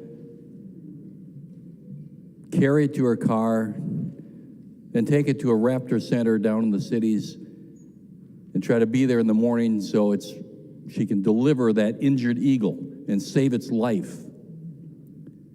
A friend of mine found a cat alongside the road that had been hit by a car. She took it home. She nursed it back to life. And for years, she cared for that cat, even aiding its bodily functions. People chain themselves to trees to try to save the tree, to preserve its life. But you're willing to kill babies, possibly seconds before birth. That is extreme. So, if we are branded as extreme because we value the lives of the unborn, so be it. To paraphrase Barry Goldwater, extremism in the defense of the unborn is no vice, and moderation in the pursuit of protecting the voiceless is no virtue. Let me conclude with the words of Nelson Mandela. There can be no keener revelation of a society's soul than the way in which it treats its children. Thank you. The member from Olmsted, Representative Smith. Thank you, Madam Speaker. This is the first time that I have ever picked up this mic in this room, and I'm incredibly proud that it is going to be to speak in support of this bill, House File 1. This is an extremely important bill, and yes, one that we ran on and that we won on. We know the people of Minnesota want the ability to make their own personal and medical decisions. We've heard a lot about the medical side of abortion, an extremely safe medical procedure. In committee and in various committees, I should say, we have heard testimony from the following organizations: Minnesota Medical Association, the American Congress of Obstetricians and Gynecologists of Minnesota, Fairview Health Services, Minnesota Academy of Family Physicians, Minnesota Chapter of American College of Physicians, Minnesota Chapter of the American Academy of Pediatrics, and on and on and on that paragraph goes. It is a safe procedure. We've heard the word extreme said over and over and over and over again with amendments and now speaking to this third reading. What is actually extreme is that anyone in this room, myself included, should have any say in when Minnesotans choose to start a family, when they make difficult, hard decisions with their families, tragic decisions. That is the extreme position, not our position, not what this bill is trying to say. And I am proud and extremely excited that when we, whether it's today, whether it's tomorrow, whether it's Saturday, we press this button and the majority of us press the green button, it will be the last time anyone on this floor will be able to make decisions for Minnesotans about abortion access. Thank you, Madam Speaker. The member from St. Louis, Representative Zalesnikar. Thank you, Madam Speaker. Members, we're one Minnesota at the end of the day. It doesn't feel like one Minnesota today to me. It's not a proud moment for me. It's not a proud moment for the people I know in District 3B. We are now on House File 1, allowing for abortion, any reason, any time till birth. I would say that's extreme.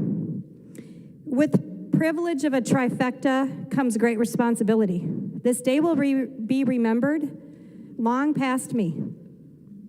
Section 1, Subdivision 3 states reproductive freedom. Every individual has a fundamental right to make autonomous decisions about the individual's own reproductive health. Let me remind everybody that reproductive health includes many things: abstinence, birth control, adoption, and abortion. I am pro-life. I say that understanding the emotions surrounding this topic of abortion. We're talking about abortion under reproductive rights, one piece. For women who become pregnant, there are two medical terms that have unfortunately become very political terms, which I found on the campaign trail frustrated women at every door I knocked. I was asked, can you explain to me why my miscarriage, stillborn, ectopic pregnancy is called a spontaneous abortion? 10% of women have had a miscarriage. That's the ones we know. That's under 20 weeks. Stillborn over 20 weeks happen. Ectopic pregnancies and many other medical complications. Why does my medical chart call it a spontaneous abortion? Then we have the induced abortions, the ones we call, some countries call it elective, we call it induced. the ones that we're making that decision. We, as women, have had DNEs.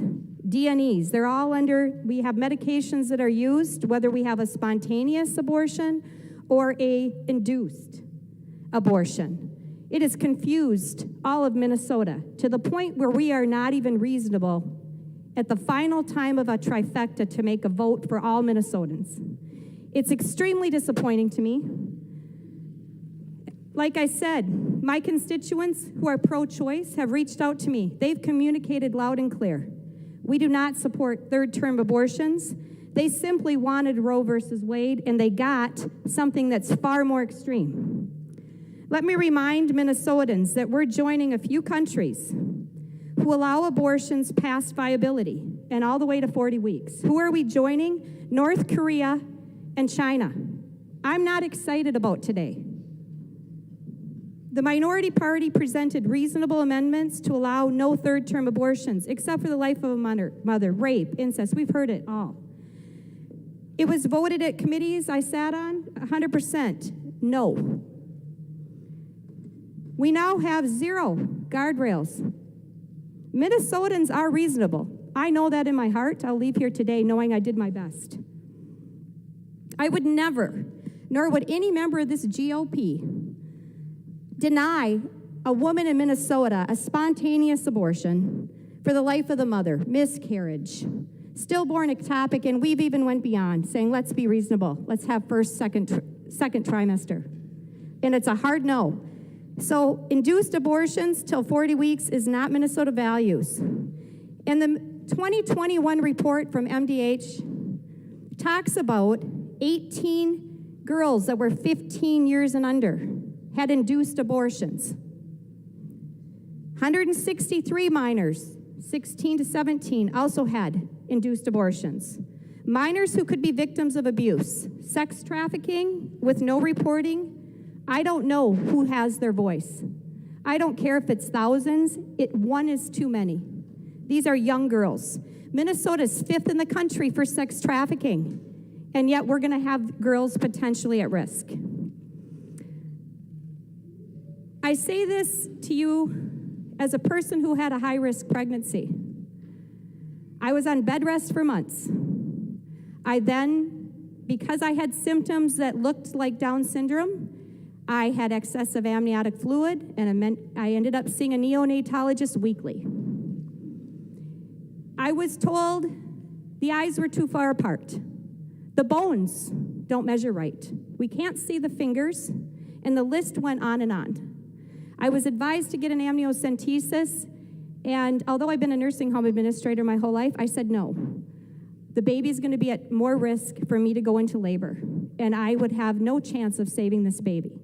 I had no intention of not raising a Downs baby or a baby that wasn't Downs. I was keeping the child.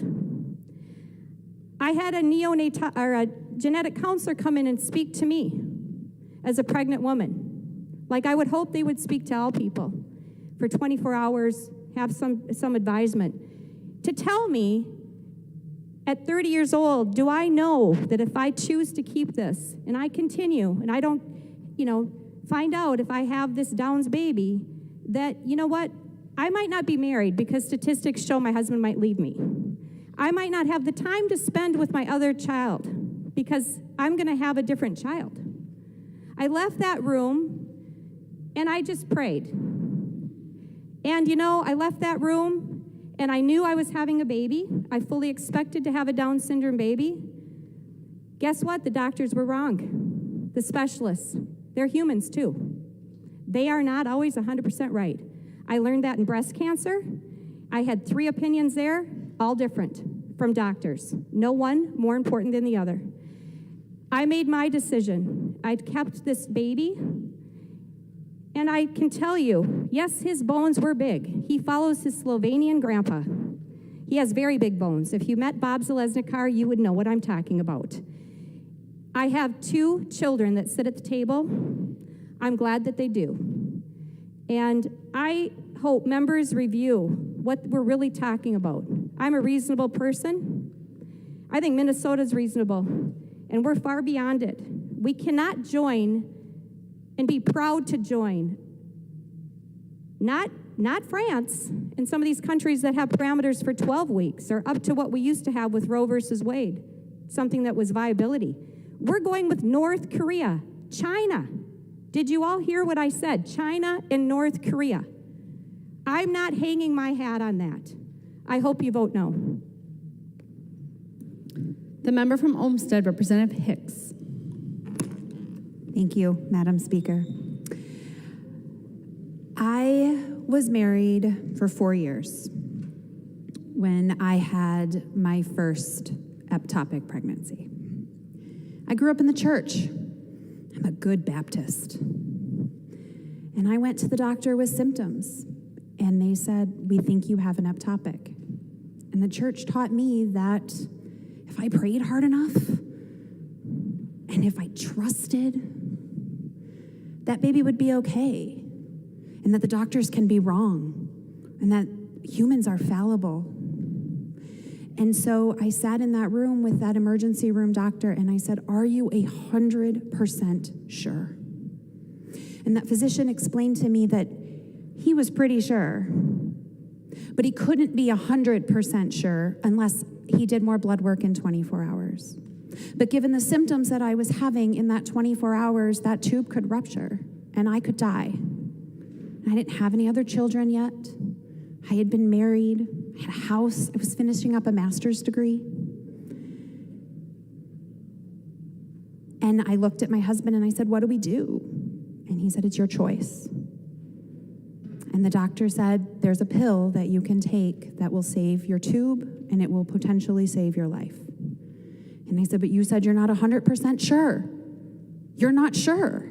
And he said, "I can't be sure for 24 hours and you might be dead in 24 hours. And so I left that emergency room with my husband crushed, and I did not take that pill. And I went and I talked to people who I trusted, people who I had grown in faith with, people who I believed had my best interests at heart. And they talked to me about how that choice would affect my eternal soul. So I didn't take the pill.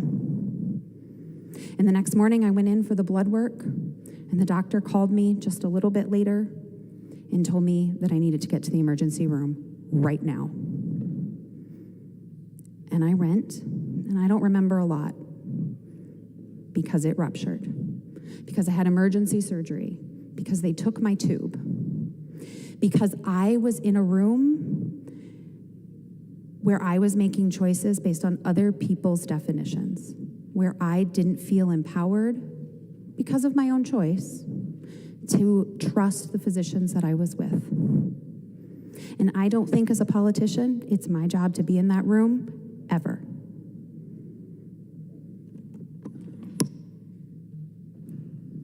The member from Hennepin, Representative Robbins.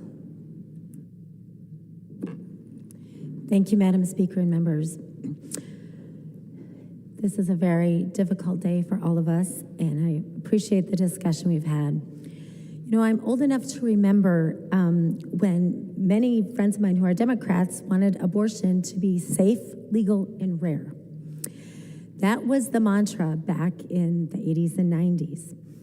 This bill demonstrates that Democrats have moved far beyond that to the extreme abortion policy in Minnesota of abortion on demand, up until the time a baby is born. Of the 193 countries in the world, only 59 allow abortion on demand. And of those 59, only 7 allow abortion after 20 weeks.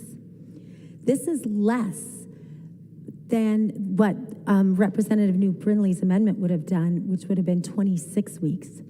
So by us allowing abortion on demand up to the point of birth, as has already been said, we join only 7 countries. And we already had a very reasonable amendment that would have allowed abortion, even in the 3rd trimester, with exceptions for rape, life of the mother, health of the mother, and incest. Members, what we are doing by not taking the Newt Brindley amendment is very extreme, and also can put people at risk. And I'll get to that in a minute. But in addition, I want to point out that in other parts of Minnesota law, if there's an unborn baby killed in utero, it is considered a crime, except in the case of abortion. We saw that recently with the very tragic murder of Kyla O'Neill, who was killed in Lakeville, and her in utero 9-month baby was safely delivered, but sadly, his name was Messiah. He later died. And so now that person who killed her is going to have the 2 murder charges against him. That baby, if could have been saved, he would have had a full life. He was able to be viable. So in other sections of Minnesota law, since the statutes, it says that killing an unborn child at any stage of prenatal development is murder. Could be first, second, or third degree, or manslaughter. It's also a felony to cause the death of an unborn child during the commission of a felony or through the operation of a motor vehicle. So members, we as a state believe that there is value in unborn children in the womb, and we consider it murder in many other sections of statute. But yet today we are going to the extreme position of saying that abortion is legal in Minnesota up to the point of delivery. I don't think most Minnesotans support that. In my conversations throughout the last many months, that has not been the position of my pro-choice constituents. They still would support legal, rare, and safe, but not this extreme. And that's what I've heard from my constituents. But members, in addition to not supporting the new Brindley amendment, you also voted against a very reasonable amendment from Representative Scott, which would have allowed us to regulate abortion facilities. And we also, as was pointed out, regulate nail salons, regulate many other places where people deal with things that affect our bodies and our health. And I just want to say that this really was an important safeguard that would have helped protect women. And I'm very disappointed that that did not pass. And let me just give you a few statistics. In 2021, there were 10,136 abortions in Minnesota. In that same year, there were 118 situations reported with intraoperative complications that included cervical laceration, requiring sutures or repair, heavy bleeding or hemorrhaging, and other complications. In addition, there were post-op complications, 87 of those that included cervical lacerations requiring suture or repair, heavy bleeding and hemorrhaging, infection, failure to terminate the pregnancy so the pregnancy continued to be viable, incomplete termination of the pregnancy where retained products of conception required re-evacuation. Members, you rejected an amendment that would have required regulation on abortion facilities. These are very serious complications, and without regulating abortion facilities or requiring that late-term abortions be provided for in a hospital facility, you are putting women at risk. So members, I'm so sad about this. I'm very sad that Minnesota is joining the most extreme countries in the nation in allowing birth up to the point of delivery when we had opportunities to do it differently that were rejected. Members, I'm at a loss, but I hope people will have a change of heart and vote this down. Thank you. The member from Candy Ojai, Representative Baker. Thank you, members. 12 days into our new session, and we're dealing with House File 1. I have never imagined something moving at such a rapid speed with such complexities and life consequences to it. Today, I really am not speaking to the bill because it's complex, and I have not a lot of rights to spend a lot of time on this bill as a man. But the words spoken today matter. And I want to really talk to the 5 members on the DFL side who run the place, because this really is going to matter to you. And I want to talk about what it's like to split off from your party. And I want to talk about what it's like to make a decision, an independent decision that you want to make, but you're told you can't do that today. And I want to give you a pathway to do this, because I've done it. And I want to say, I think I'm fairly respected in the body as a person who can work both ways in a very nonpartisan way, very bipartisan way that is very effective. I think I have made an impact in the 8 years that I've been here, and I want to give those 5 members over there a piece of advice. Because you did not knock on doors to come down here to not just codify Roe v. Wade. Your members, the 65, want you to go all in. And for the new members, you can't take this vote back. And as independent voters, you will do the right thing, I pray, to do the right thing to say to your leaders, I can't do that today because we can still work on this. You know why? Because we're only 12 days in. We have a lot of time to do what you said your voters to do, and that was going to be to codify Roe v. Wade. You don't have to do more than that. This is a very important vote for you, and you cannot take this back. But when you get in your car and you drive back to your district tonight or tomorrow, whenever we're done with this, who's not with you is the author of this bill to go back to your district. Who's not with you is the Speaker of the House. You go back alone, and you face the music alone. It's how you voted today. But if you said, you know what, I'm gonna vote red today because we can actually do this better. It's too extreme for you. It's too extreme for your district. Like for me, when I had to vote against my team, my teammates, I wasn't supportive of that when I was in the majority. I wanted to push opioids. I wanted to push a bill with my other colleagues. I fought like crazy on my side. I didn't get it through, but I fought, and I did what I thought was the right thing. I fought for hands-free driving back in the day, when we should do better with this. My team wasn't ready, but I fought it. Didn't get it through, but I fought it. And I wasn't afraid to stand up. Driver's license for all. Let's have that conversation, because I know we're gonna. I've been fighting that one alongside of our undocumented workers, but it's gotta be done the right way. I've been there. So when you stand up and when you start voting for your district and not always your team, you will have more respect in this place. So to the 5 members sitting over there and your guts are rolling and you've got a button to look at, it's red or green, I will tell you this. You will never regret this if you took a pause, because this session's not over. This bill will come back again, and it'll come back better, and you can support it because it won't be so ungodly extreme. So please think about that part of the bill and about every vote you take, because there's 1 or 2 members over there that have shown a glimmer of hope. And to those members, thank you. But I also know there's those other 5 other members, won't call you out. You know who you are, but it's going to be tough. But be a leader, be independent, because you know in your heart this is not the right bill on this subject. So members, please vote red. We need a few more red votes to pause it. We can go back to this. This is not the end.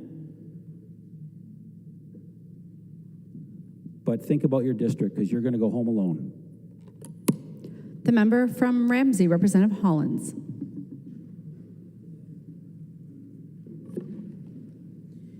Thank you, Madam Speaker. I wasn't planning on speaking today. I actually wrote this as an op-ed, but I decided that it made more sense to do here. I hope that my colleagues across the aisle can understand and respect how much courage it takes to stand up here and talk about this really difficult issue. and that you can still see me as a human being. We've heard a lot tonight that mischaracterizes women and birthing people, and I think it's important for us to recognize that we're all just human beings and we're all doing the best we can. I've never known how to talk about my abortion. Maybe because it was unremarkable in almost every way. My birth control failed, and I found out that I was pregnant just a few weeks later. I talked about it with my partner, and I decided I wasn't ready to have a baby. So I went to a clinic, was provided medication, and had a very heavy period in the privacy and security of my own home. It wasn't an easy decision for me to make, but it was my decision, it was my body, and it was my future. Still, I wasn't raped. It wasn't a miscarriage gone wrong, and my life was never in danger. But what justifies a good reason to have an abortion? I've never known how to talk about my abortion because the world we live in makes us decide which stories are more valid than others. We are so inundated with the most heartbreaking and horrific stories that we often forget about the routine, necessary healthcare procedures that are performed every single day. Almost 1 in 3 women of childbearing age has had or will have an abortion. And that means statistically, you know and love someone who has terminated a pregnancy. That also means that many of the abortions that are performed in Minnesota are routine, minimally invasive healthcare procedures. Despite the large body of work that shows that a person's freedom to control their own body is fundamental to their success and happiness, individuals who seek abortion are subjected to demonization and shamed into hiding their stories. Undergoing any form of medical procedure can be intimidating and scary, and the last thing society should be doing is perpetuating a shaming culture by discrediting women based on their association with abortion.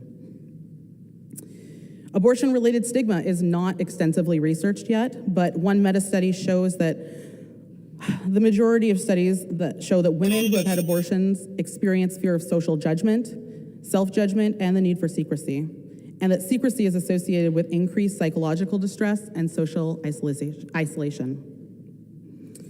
For many years, my partner was the only person who knew about my abortion. I hid my experience from the world, and I was scared of being judged, worried that my circumstances weren't extreme enough to justify my abortion, and most of all, afraid that I would be alone in my experience.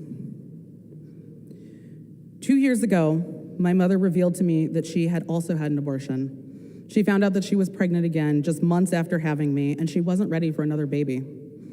As she hesitantly told her story for the first time in 37 years, I realized that we are all trapped in a prison of our own design. We've allowed stigma and control to isolate us. We all feel alone even when we're together. And worst of all, this stigma keeps us from being there for our loved ones who are going through the exact same journey. So I've decided that the silence stops with me. I'm taking a stand to end the generational trauma and oppression associated with my bodily autonomy. I refuse to keep my abortion a secret for 30 plus years. My daughter deserves to know that I will be there for her if she needs to make the same difficult decision in her future. All of our children and loved ones deserve the right to make their own decisions on their reproductive health care needs. Our kids should have the same rights that their grandparents did when Roe v. Wade was passed on January 22nd, 1973. We cannot go backwards in history. My abortion is worth talking about, and so is my mother's. It doesn't matter the nature or reason a person seeks to terminate a pregnancy. What does matter is that a person has autonomy over their body and has equitable access to safe termination procedures. The passage of this bill and the resounding support of Minnesotans in favor of this legislation is another important step in destigmatizing abortion. In Minnesota, we must establish that maternity is not a destiny, it's a choice. Our children and all generations going forward need to know that the decision of how and when to have a baby is one that is precious, fundamental, and uniquely their own. I wouldn't be here today speaking if my 9-year-old daughter hadn't told me that she was proud of me and of the work we're doing today, and hadn't encouraged me to do this. Thank you. The member from Stearns, Representative I'm sorry, the member from Wright, Representative O'Neill. Thank you, Madam Speaker and members. And before I move on with my comments, I wanted to just say something to Representative Hollins. I don't see you any different. And I don't think anybody here sees you any different. Because I, for one, have a huge heart of compassion. And I think anyone that's worked with me knows that. What I care about are people, this institution. I will defend anybody at any time. I don't see you any different. I appreciate the fact that you shared your story. And I wasn't going to say this, but today is actually an anniversary for me. My own baby, 18-month-old, died today in 2000. So I have an incredible heart of compassion for mothers that lost children. And today is a day that's very difficult to talk about that. But I think it's something worth saying, and I think it's worth honoring. And Representative Hollins, you're not alone. I'm not sure if you were in Minnesota at that time, but I have a number in front of me because I always have numbers. Anybody that knows me, I have numbers, but there were 296 children that died here in the state of Minnesota since Roe v. Wade. 679,000. And that's just to the statistics from 21. And listen, I have a heart of compassion for each and every woman that made that decision. I really do. I don't know how many people in this room actually held their own infant child. Mine was 18 months old, so I had some time with her, but held them as they died. It changes you. It forever changes you. What is difficult about today is that anniversary and the fact that we are taking a vote. This is not a court decision. This is not the 1995 Doe v. Gomez court decision. This is a button in front of us. This is a yes or no vote in front of us today.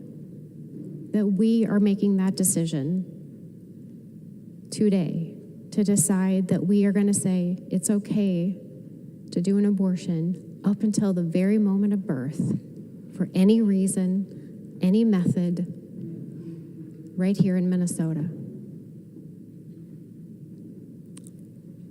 This is a heavy, sad day. It's one thing to have the Minnesota Supreme Court make that decision in December of 1995. But for us to push our buttons and codify this into law, to say, we're going to allow abortions right up until the moment of birth, for any reason, any method you want. And there have been some horrendous methods been described. I will not repeat them because I honestly do not have the strength.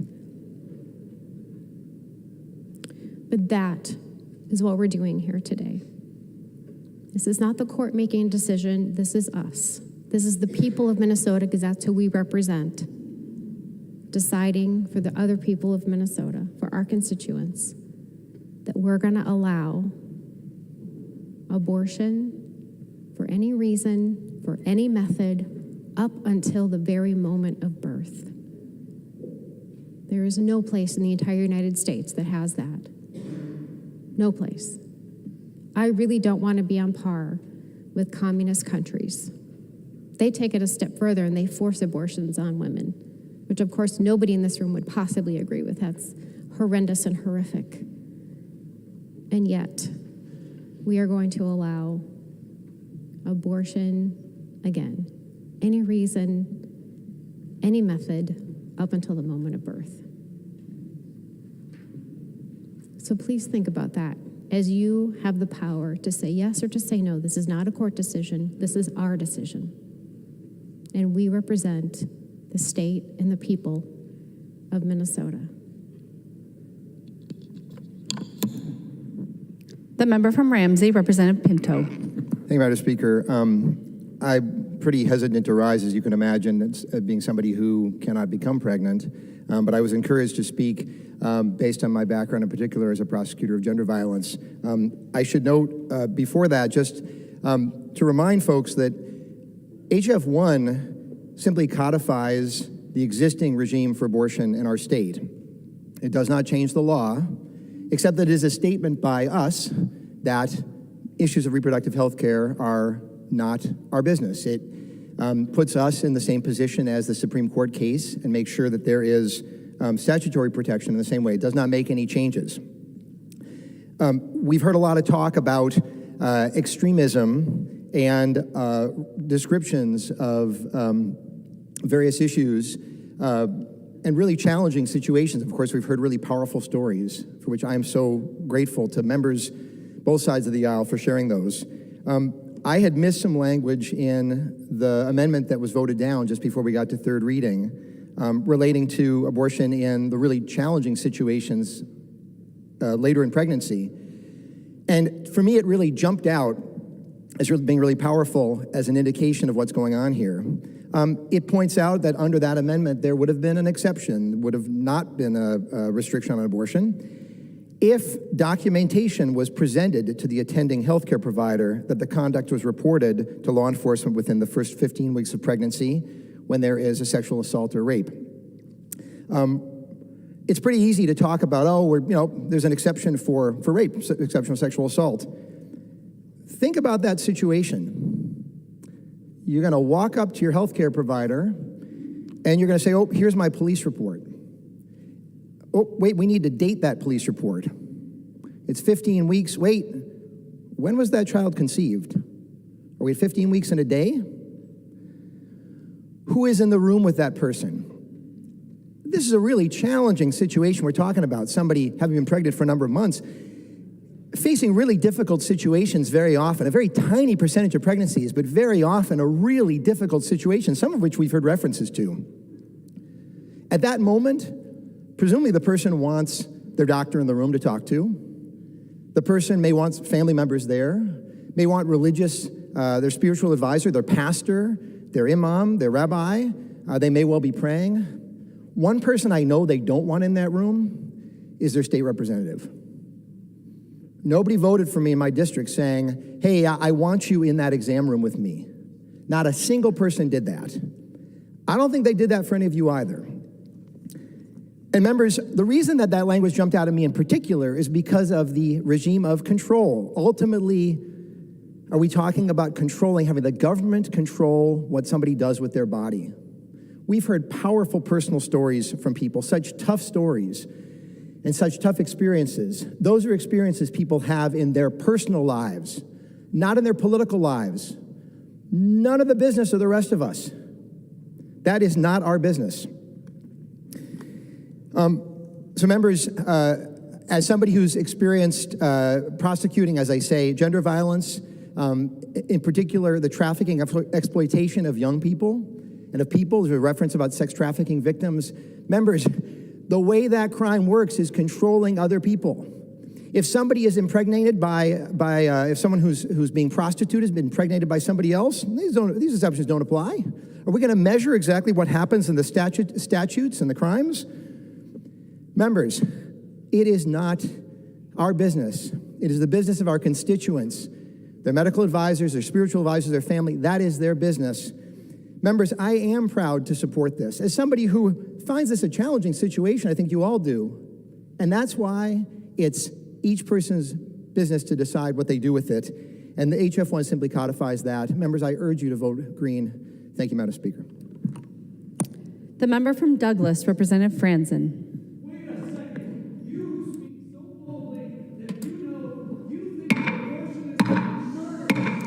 Members of the gallery may not disrupt the proceedings of the House of Representatives.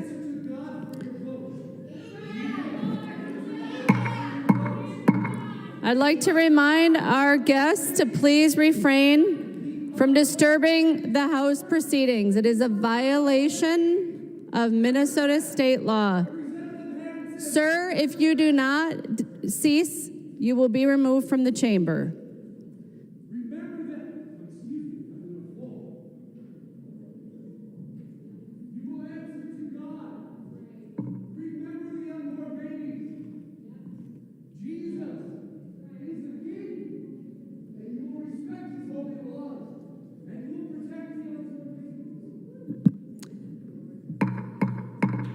Members, you will be removed. Members of the audience, you will be removed if you disrupt the proceedings of the Minnesota House of Representatives. The member from Douglas, Representative Franson. Thank you, Madam Speaker. Members. February 13th, 2020, the article from the Minnesota House of Representatives website for news. Minnesota House DFL unveils the Great Start for All Minnesotans Act. In it, there's a quote: "If we are serious about closing our state's achievement gap, we must start by passing legislation that invests in our youngest Minnesotans long before they set foot in a kindergarten classroom," said Representative Carly Katiza with Thun. Now she's done the complete 180 with House File 1. House File 1, the most extreme abortion bill in Representative the state of Minnesota. Ajay, for what purpose do you rise? I rise to a point of order, Madam Speaker. State your point of order. Point of order, Mason's Section 124, personality is not permitted in debate. Members, I would remind the body that the issue before the House is the bill, House File 1, and that it is improper to discuss members' personality and motives in the discussion. The discussion should be confined to the bill. Representative Franson. Okay, well, there's no personalities that I was talking about. So anyway, complete 180, House File 1, most extreme abortion bill in the state of Minnesota, which does not give children a great start in Minnesota because it ends the life before they are born. The first day of the committee for the Children's and Family Committee, which I think was on January 5th, it was the Great Start for Minnesotans Children presentation. And this comes from a pediatrician that was offering some testimony about how the brain is built and why experiences matter. And the quote from the pediatrician: "Now, the other thing to think about is there's a critical time in order to these connections. In utero, lots is happening." He's speaking in utero, in the womb. Lots is happening with that unborn baby. Developmentally, the brain is developing, and my NICU colleagues will talk very, very much about the importance of the in utero environment. You need to support mothers, you need to support babies, and so it begins there. Speaking of supporting babies in utero, House File 1 does not support babies. Then there was a quote from a DFL member on that committee. "I want to highlight the advocacy that you showed today and how much music is important in our emotional and social and cognitive development. I got really engaged into learning more about the frequency of the brain for early childhood development back in 2012, when the BCI, which is the Brain and Creativity Institute out of the USC, did a study where they showcased the frequency of brain waves from the child who was listening to music while they were inside their mother's womb." Talking about brain waves. This is a human being in the womb of that woman. And I practiced this when I was in a high-risk pregnancy. Thankfully, to have my daughter with no complications at birth. And neither I, and also recognizing that growth, that with my daughter's involvement in youth, that I work as a musician to feel that eliminating programs with arts and music is like robbing a child's development. So this individual, this DFL member, would have her unborn baby listen to music in the womb, something that many pregnant women do. I did that with my own children. And then when my children were born, they listened to the little baby Einstein CDs with the classical music. This is really just a very tough day. This bill is just horrendous. The representative that was before me, Representative Mary Ellen Otremba, so pro-life. In fact, when I was thinking of running for office, I had a conversation with her in the retiring room because we knew it was time for Representative Mary Ellen Otremba to retire.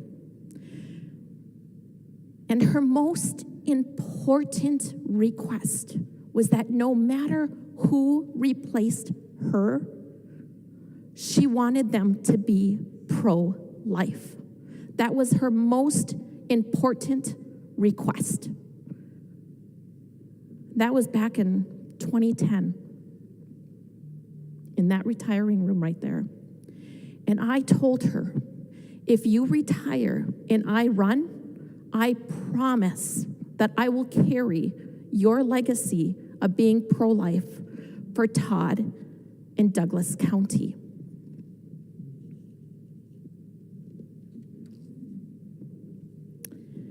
I know some of you are struggling to vote yes on this bill because you really want to vote no.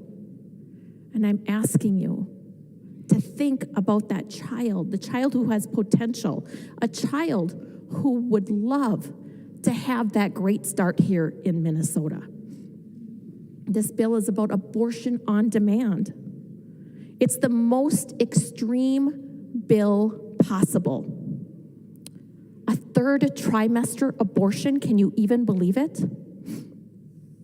Coming from the Mayo Clinic, at week 28, which is the start of the third trimester, the baby's eyes are partially open. At week 29, the baby kicks and stretches. At week 30, the baby hair is growing. Week 31, the baby's rapid weight begins. Now, I know a little bit about something about rapid weight gain. My second child, I wanted to go to a concert so bad, and it was Bryan Adams playing with Def Leppard. And I was sitting at the physician's office, and I said, I really want to go. And the due date was just close to the concert that I wanted to go to.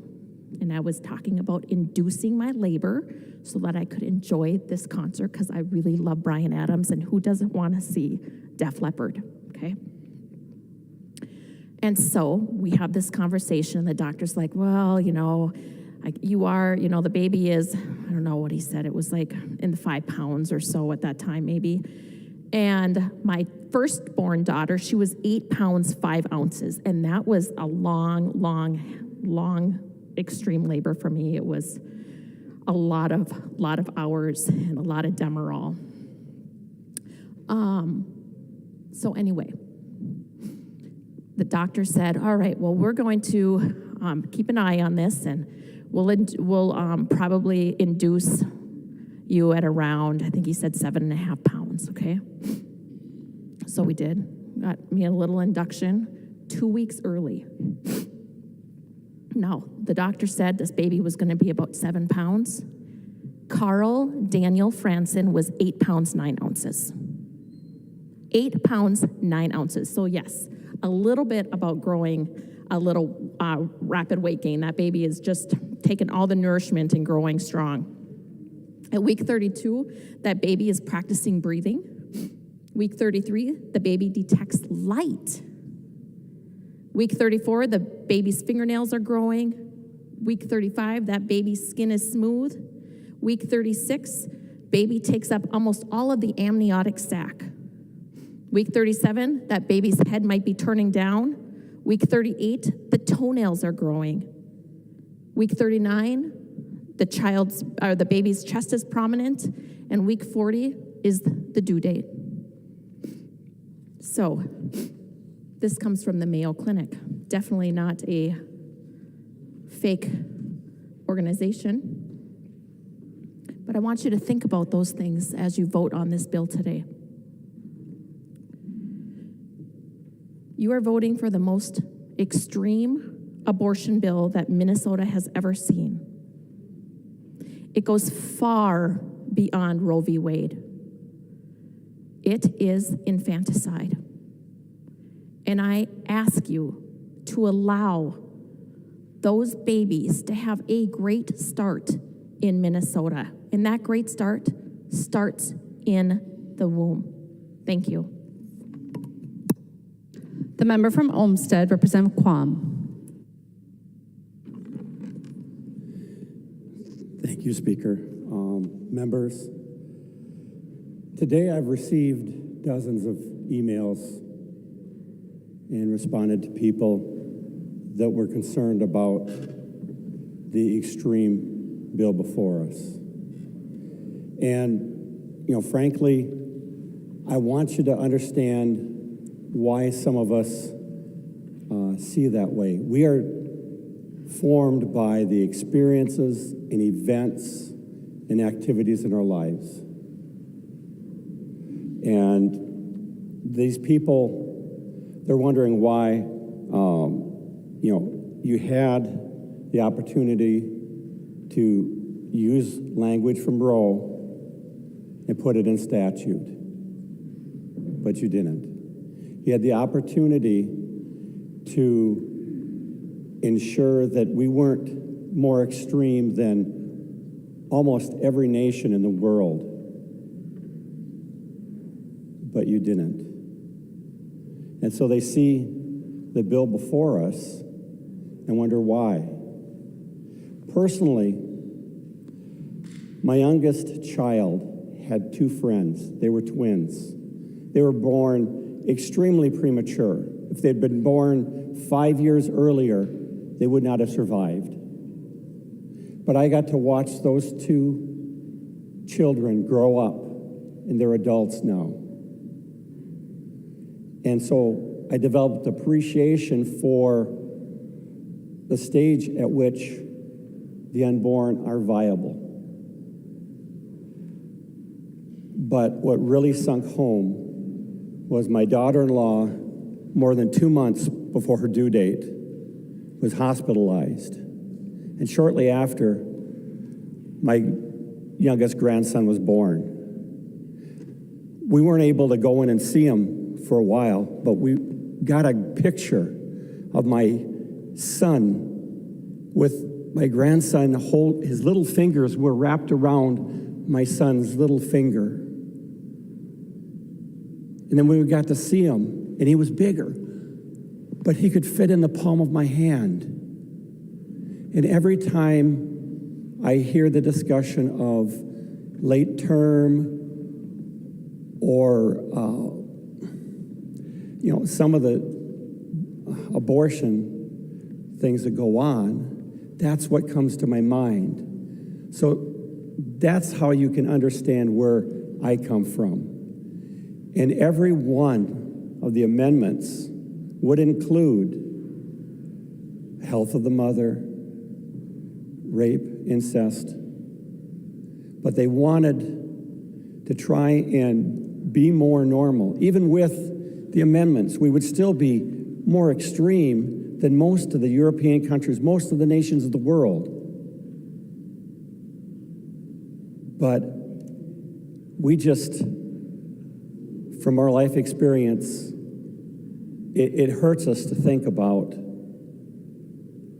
a viable human being that is aborted. And that's where we're coming from. And I listen to your stories and your experiences, and I understand the desire for access. But without health and safety guidelines, I think we're coming up short. So I know we're not going to all agree, but I just wanted you to know why I feel the way I do. Thank you. The member from Hennepin, Representative Jordan. Thank you, Madam Speaker. My life is better because I've had the ability to make my own healthcare choices. And I only stand here because for most of my life, I have been able to do so. Like Representative Hollins, I didn't intend to speak today, but my mom asked me to. She, like many people, doesn't want politicians making healthcare choices. And she also, for most of her life, has had the ability to make those healthcare choices herself. We've heard a lot of stories, but for the most part, we haven't talked about the real Minnesotans who have made decisions about their healthcare without our interference. And so I want to make sure that we do hear those stories today. So I'm going to share a few stories from Minnesotans across the state. Like Megan. She said, in 2018, I needed an abortion to save my life. I had an ectopic pregnancy, which are non-viable and life-threatening for the mother. In the time between diagnosis and surgery, I was instructed not to be alone in case my fallopian tube ruptured and I began to bleed out. Abortion access is so important because in that short time, I do not need to make a plea to the state or the courts or anyone in this room in order to get permission for this health care. I was able to make a decision with my doctor, and I got the immediate care I needed. Here's one from Susan. She says that she is nearly 80 years young. Her high school classmate died from an abortion before they were legal in 1962. We were in Girl Scouts together. In my life, I suffered a full-term stillbirth of a daughter in 1965. Another classmate required a medical abortion to save her own life. We cannot go back to sacrificing these lives. Never go back. Here's another abortion story from Paula, who's a physician. I have assisted about 100 women through pregnancy and delivery and navigated the complex risks of pregnancy and the consideration of abortion with my parents. I've held the hand of someone going through an abortion and mourned with women who had spontaneous abortions. I have a disorder myself that would have made future pregnancies in life-threatening. Abortion is difficult on many levels, and it is always a complex decision that a woman needs to make for herself and her family, hopefully with the support of loved ones and educated caregivers. It should never be a decision made by a politician. Physicians should never feel they have to break the law to do what is right for the health of a patient. And Paul is not the only doctor or physician that has weighed in on this. You have a letter here from the Minnesota Medical Association. On behalf of the more than 10,000 physicians and physicians in training, the members of the Minnesota Medical Association, I am writing strongly to support House File 1, the Protect Reproductive Options Act. Healthcare decisions are deeply personal and must be made by the patient based on what is best for that patient with the input and advice of their healthcare professional. This is especially true for reproductive health. The PRO Act represents and respects patient autonomy and ensures that patients have access to all medically appropriate options. That's what doctors in this state want. I also want to share another story from Jerry. He says, in 1972, my girlfriend flew from Cedar Rapids, Iowa to New York City to get an abortion. In 1975, my girlfriend became my wife. In 1979, my wife started a new job and at a technical college and found out she was pregnant and had a second abortion. In 1982, our daughter was born, and in 1984, our son was born. In 2012, 2014, and 2016, grandchildren were born. In 2017, my wife passed away from colon cancer. Thanks to safe access to abortion care, we were able to plan our futures and lives together. Members, I'm really glad that Jerry and his wife were able to plan their lives together. They had that ability. Fortunately, for so many other people, they haven't had that ability. This is not the decision of anyone in this body to make decisions about my health care. It's mine, and it's decisions I make when I talk to my doctor. And the only politician in this room who should make decisions about my health is me. Thank you, Madam Speaker.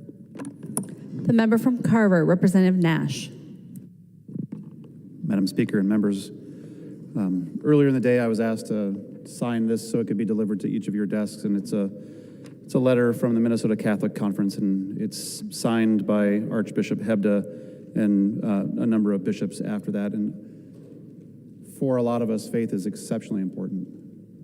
And I know that some of you have expressed to me, and I'm not going to name names, but you have said that it's grinding on you, that members of your faith have spoken to you, and that they have encouraged you to follow your conscience.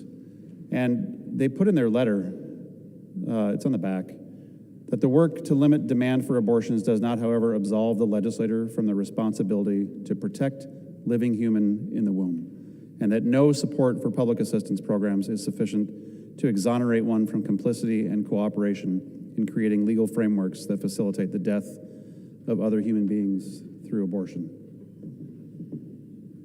That's a lot. And I know that because, again, the members have spoken to me, and follow your faith. Follow that friction that's inside of you, because I know that you recognize that this is an extremely extreme bill, and that there are no guardrails. It enables abortion up to the moment before delivery. That's not Roe. Representative Niska pointed that out and was very clear and was very right. It's not Roe.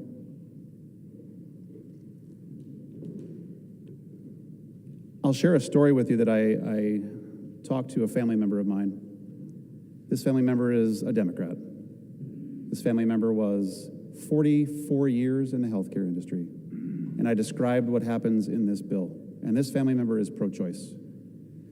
But when I described what all it does, and this family member calls me Jimmy, and you may not, but said, Jimmy, anything past the first trimester is murder. Their words, not mine. This is a pro-choice Democrat, and yes, you can have a pro-choice family member, a Democrat, and have Jim Nash, super conservative in your family. It works out bumpy at times, but this is a person that I find a lot of grounding in. And I reach out to them, and I was actually kind of surprised to get that answer from them, but they made it very clear, and they were shocked at the extremism of this bill. I know a lot of you have been listening to and hearing from your faith community.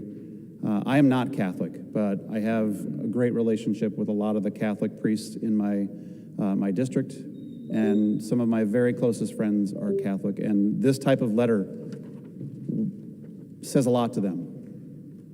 And I am grateful to the Catholic Conference for putting this out. I encourage you to read that, and I know the pages delivered it to your desk.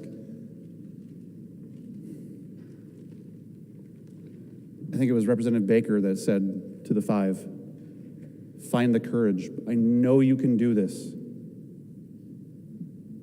And I will close reminding you, as that dad that held that little one in my hands, I would have done anything to save that boy. And that was at a very early stage of pregnancy. I cannot imagine pushing the button green today that would enable that life to be snuffed out minutes before delivery. That is extreme. I cannot do that. And I encourage those of you who are struggling, don't do it. Vote red. Thank you. The member from Ramsey, Representative Herr. Thank you, Madam Speaker. I would like to remind us why we are all here today. Roe was the law of the land until it wasn't. Abortions are legal here in Minnesota until they are not. This is why passing the PRO Act today is necessary. The Protect Reproductive Options PRO Act protects Minnesotans' reproductive freedom to decide when or if to become a parent. Specifically, the legislation puts into state law the fundamental right to make autonomous decisions about your own reproductive health care, including the right to contraception, the right to continue a pregnancy, and the right to have an abortion. On our watch, let me remind us that we let a GOP Congress refuse to confirm Supreme Court justices during Obama's administration. Then we allowed an extremist president to appoint conservative justices, and we watched why those justices lied about their belief that Roe did not need to be codified because it was the law of the land.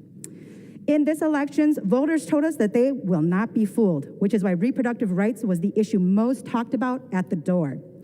I know this because I personally knock doors in almost everybody here's district. I knock doors from the North Shore to Moorhead to Mankato and all around the metro.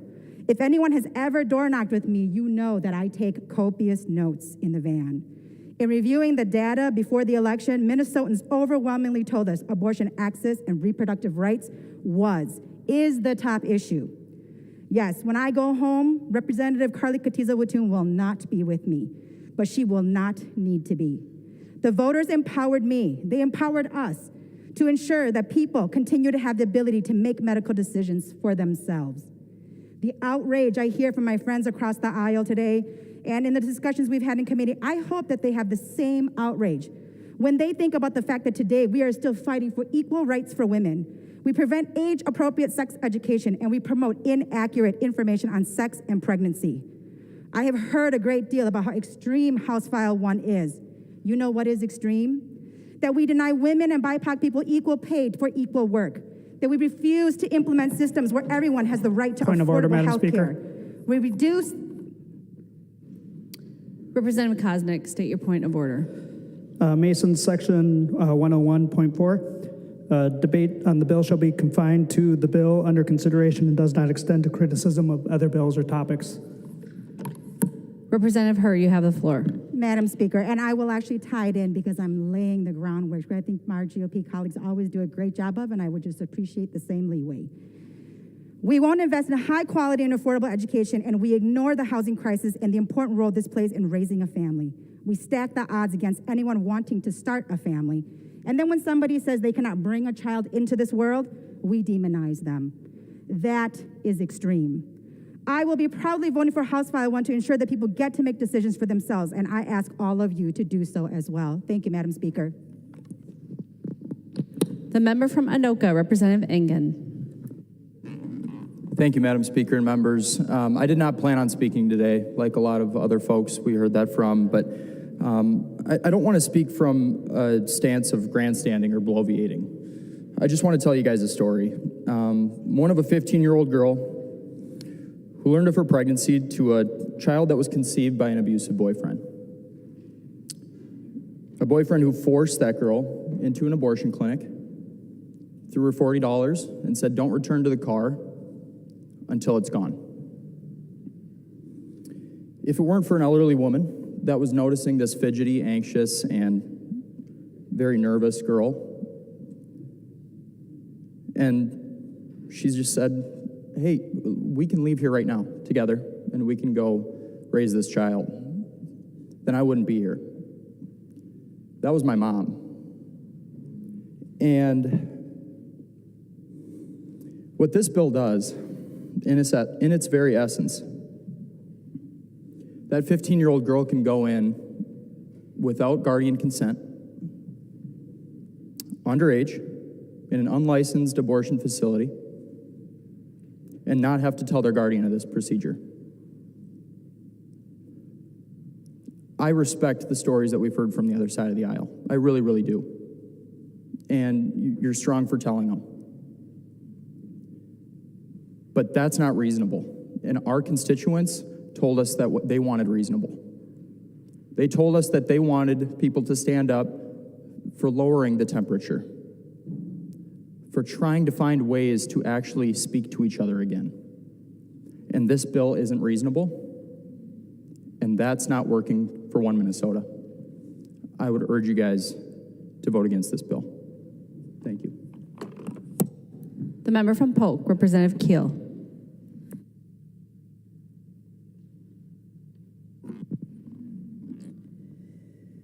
Thank you, members. This has been a long evening and challenging for one of our first debates on the floor.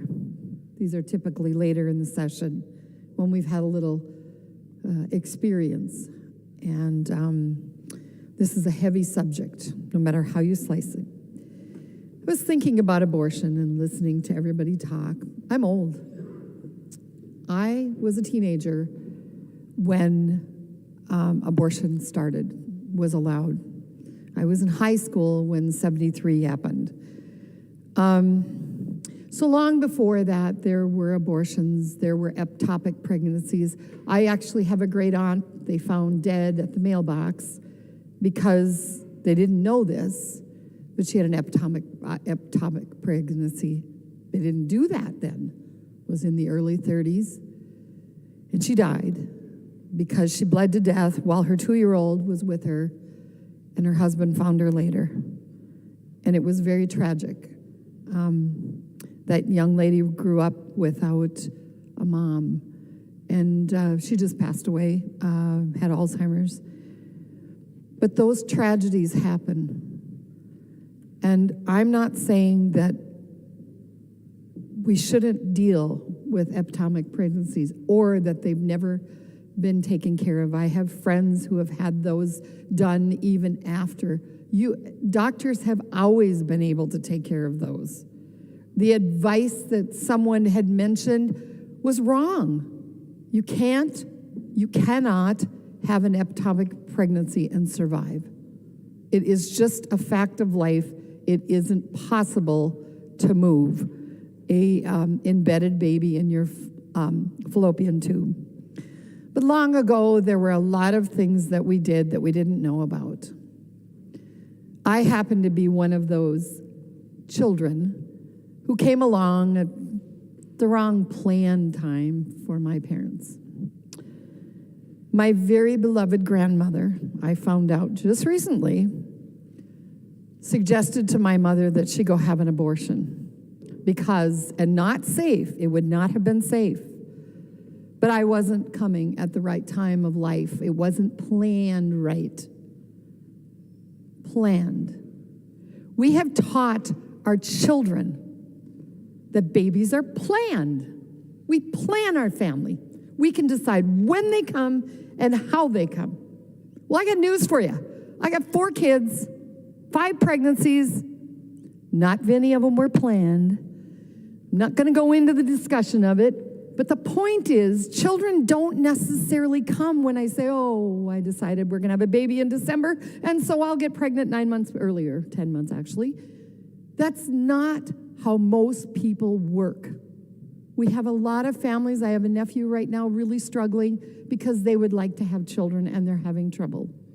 It doesn't always show up that way. I believe Representative, because I with 2 and I have a hard time with the other one, you didn't expect to have children, so you adopted some children, 3 of them, 3 wonderful children, and then God said, guess what?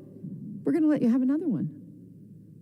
I believe, you may not, I believe that every child is a gift from God, a creation, whether they are complete or they come with troubles, some health thing. Many of us get sick at an older age and realize, oh, we were born with something. We had no idea.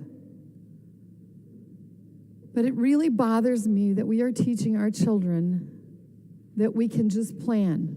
We can decide when to have a baby. We can get rid of a baby that's inconvenient. We can get rid of a boy that we wanted a girl. We can get rid of a girl because we wanted a boy. We didn't want to have a baby on that month, so we'll have an abortion. And those things are happening. Now, when someone is raped, there is other problems. Certainly, our medical profession has a right to help that girl, that woman, in the privacy of the office. Certainly, we want to take care of everyone. We all want that. We want people to be successful. We want them to be healthy. We want them to have happy lives, fulfilled lives. But we're not doing that by taking a life away to adjust things as how it would work. I just fear for my grandchildren that they think that life can be so planned There are many things that happen that we didn't plan to have or do. I wasn't planning on being here, ever. I had other plans in my life, but here I am. And we adapt. And that's what happens when we have children. We adapt. And I can tell you many times that a child that wasn't being expected was such a super blessing. We don't want to be getting rid of children. We don't know when the next president is going to be born or what happens. If we go back into history, we're going to find all kinds of people that didn't come when they were supposed to, or it didn't go the way they were, or they weren't perfect in our human eyes. They were in God's eyes. He formed them the intent that he wanted. And I want you to think about that. Abortion is still going to be legal in Minnesota. You're just adding to it. And then, of course, allowing abortions to go all the way to birth. Are you serious? Many of those children can live, and another family would be just die to have a child, to have a baby to hold, to care for, raise, and blossom as an adult. It is really important that we think about what we are doing here. We are not getting rid of abortion. We are not removing a lot of opportunity. You can have an abortion if you have problems. You've always been able to have an abortion when you have, an ectopic pregnancy. I hear that comment made when there's the life of the mother, there's a problem, the baby is not viable. Certainly, those things are taken care of. I've always been there. Yeah, we can find people that something happened. But many, many times, the doctor takes care of the mother, and the doctor decide, along with often their spouses, about what needs to happen. And that's what's so important. But I will tell you, members are talking about the election, and we referred to that. But I will tell you, as much as it was not the forethought of my constituents when I was elected to this seat again, I was elected because I'm pro-life. My district is heavily pro-life. Many would like to see us still allow abortion in the first trimester, and I understand that. But many wanted none of this. And I think you are going to regret the conversation when people understand what it is we're really doing here. And what I'm terribly fearful of is this is just the beginning. We are just going to keep talking about how to control life, whether it's at the beginning of life or the end of life. There is value in everyone that is put on this earth. There is importance in everyone. And I think we have to start remembering that life was chose by somebody much higher power than us. I would like you to really think about who decides that you are sitting in the seat you're in, that you are providing for your families. Your families are growing, and you need to understand that God is in control of this. And I would hope that you'd understand that we need to preserve life. Madam Speaker, thank you. The member from Chisago, Representative New Brindley. Thank you, Madam Speaker. Would Representative Katiza Watun yield for a question? She will yield. Representative New Brindley. Thank you, Madam Speaker. There was some discussion earlier on abortion facilities themselves, and I'm wondering if Representative Katiza Watun can give us some idea of what kinds of inspections take place at abortion facilities. Representative Katiza Watun. Thank you, Madam Speaker. Right now, abortion facilities are not required to be licensed. Representative New Brindley. Thank you, Madam Chair. I think there was maybe some confusing misinformation earlier in talking about the licensure bill. There were some things conflated, but, I will just say, we were told that, there's lots of other places that aren't licensed. However, other places are inspected, and we brought up dental facilities particularly, and I will just say that they are inspected by OSHA. They are inspected by HIPAA. They are inspected by infection control. They are inspected by the Department of Health. They are inspected by the Department of Labor. And they are inspected by the Minnesota Board of Dentistry. So I just want to be clear that we were told that they're the same. They're not the same. Abortion facilities do not have any required inspections, certainly not from the Department of Health, and certainly not on procedures that are far more invasive than a dental procedure.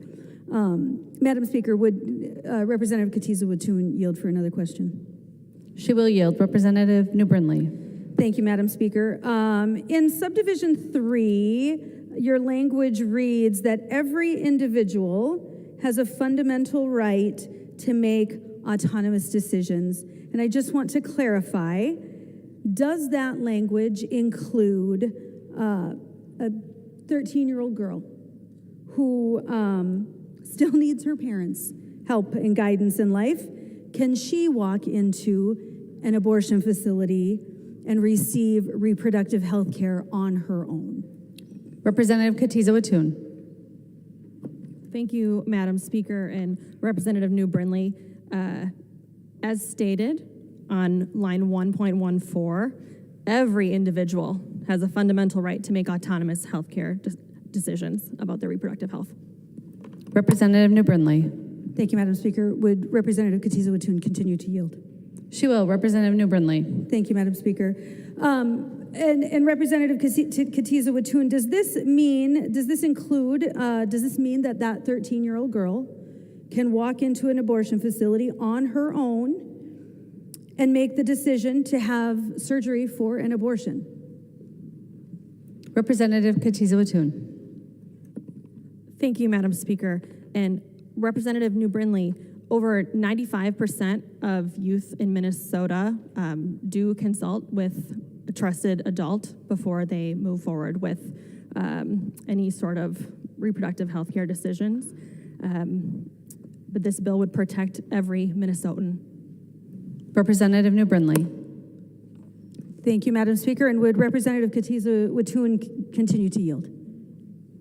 She will. Representative New Brindley. Thank you, Madam Speaker. We have very different ideas of what it means to protect. But that 13-year-old girl, according to the languages in this bill, does that also mean that that 13-year-old girl can walk in to a facility to seek reproductive health and at 13 years old choose to be sterilized for life?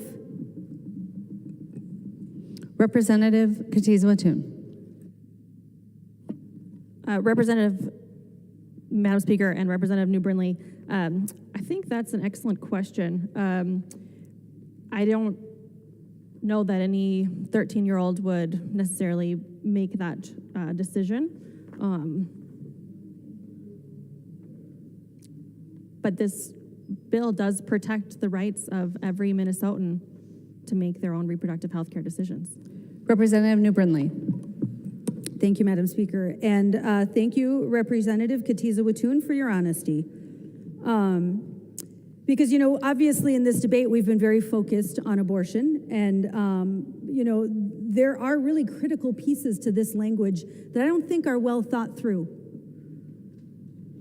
I don't think we've considered the different things that can happen under this language.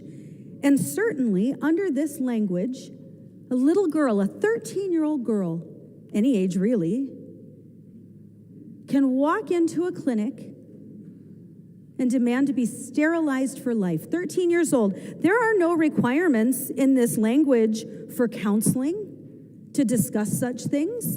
And in fact, I would say, if you're using a strict interpretation of this language, you can't do that. You can't coerce. You can't tell them that they can't do that. In fact, this language probably precludes that. This language probably precludes counseling for that 10-year-old girl to understand the permanent decisions she is making. Well, I used 10 that time, which is also applicable under this language. We have very, very different ideas of what it means to protect.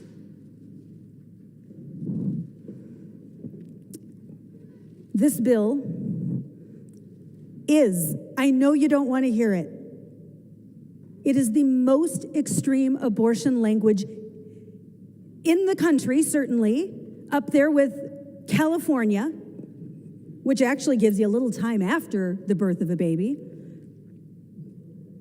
But in the world, 7 countries, that's it.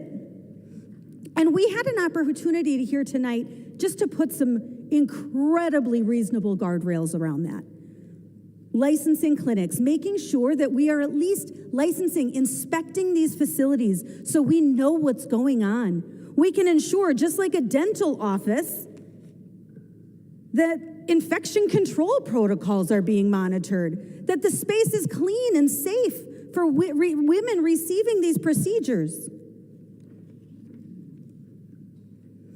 To put guardrails and just say, the feds got it right on this one.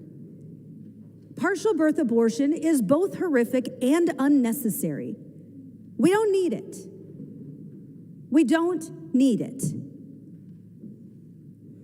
And of course, the discussion we had on allowing abortion in the 3rd trimester only for those most difficult and extreme cases at a time when we know that baby in utero can feel extraordinary pain. But while this body tonight rejected those amendments, Minnesotans do not reject those guardrails. Minnesotans believe that we should have reasonable guardrails around abortion. 70% of Minnesotans believe that we need guardrails around abortion. In fact, 50% of Democrats think that we should have guardrails around abortion. 50% of your own party. And here you are voting for the most extreme language in the entire country. Not only are we giving 0 protections for the unborn, 0, but we're not even affording protections for the women having these abortions. I cannot imagine more extreme policy than, well, I can imagine it because you proposed that too. But what we are voting on tonight is outrageous. It's outrageous. But let's go back for a minute to these minors, children, young girls. This bill absolutely allows for a young girl not only to have an abortion, but to go in and choose to be sterilized. Imagine, you've got a 13-year-old girl who's experienced some pretty horrific things. And instead of saying to that little girl, hey, we can help you. You don't deserve this.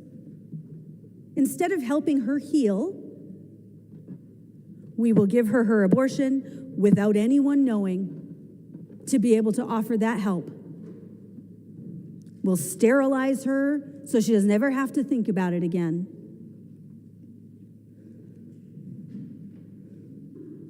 But this bill really, we use the word protect the rights. But this bill doesn't address the safety of those little girls. This bill does not protect those little girls. Do you know that the average age for a young girl to be sex trafficked in this country is 14 years old? That is the average age of a young girl to be sex trafficked. 14 years old. You want to talk about autonomy? You want to talk about these 14-year-old girls, these young girls not having autonomy? Under the language of this bill, you better believe, and in fact, it's happening now, and if you don't think it's happening now, you are delusional. right now. And this bill only strengthens their ability to do it. We have sex traffickers, we have pimps taking those young girls to receive their abortions and cover up their own crimes. If you don't think it's happening, you're delusional. This bill is extreme. This is out of touch. There are zero guardrails, none.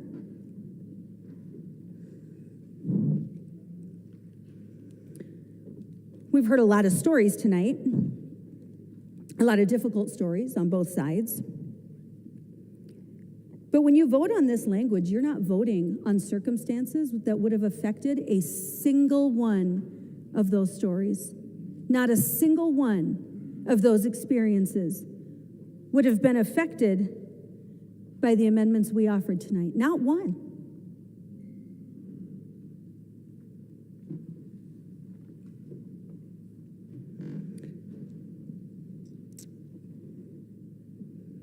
Please remember, when you are voting on this bill tonight, you are voting for partial birth abortion.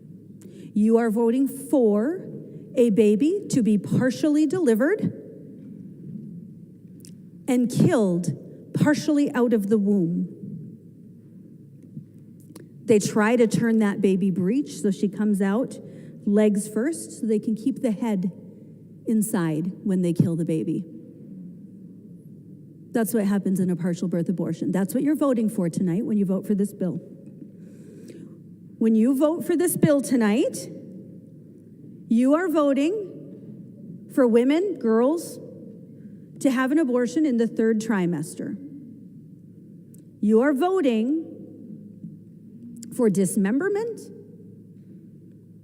for chemical burning of an infant alive,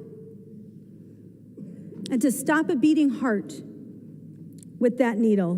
When you vote for this bill tonight, you are voting for young girls to have an abortion without anyone knowing.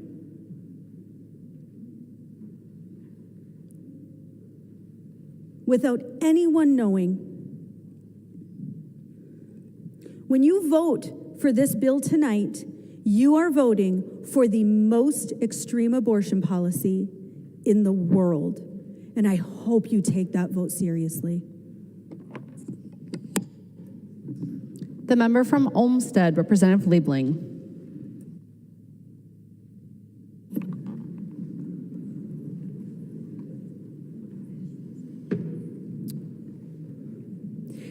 I heard members, Madam Speaker and members, I heard members earlier refer to the caring nature of Minnesotans. And in my experience, Minnesotans are very caring people. They really do care about others. We see this all the time, and some members gave examples of this. Another thing about Minnesotans is that they are reasonable people.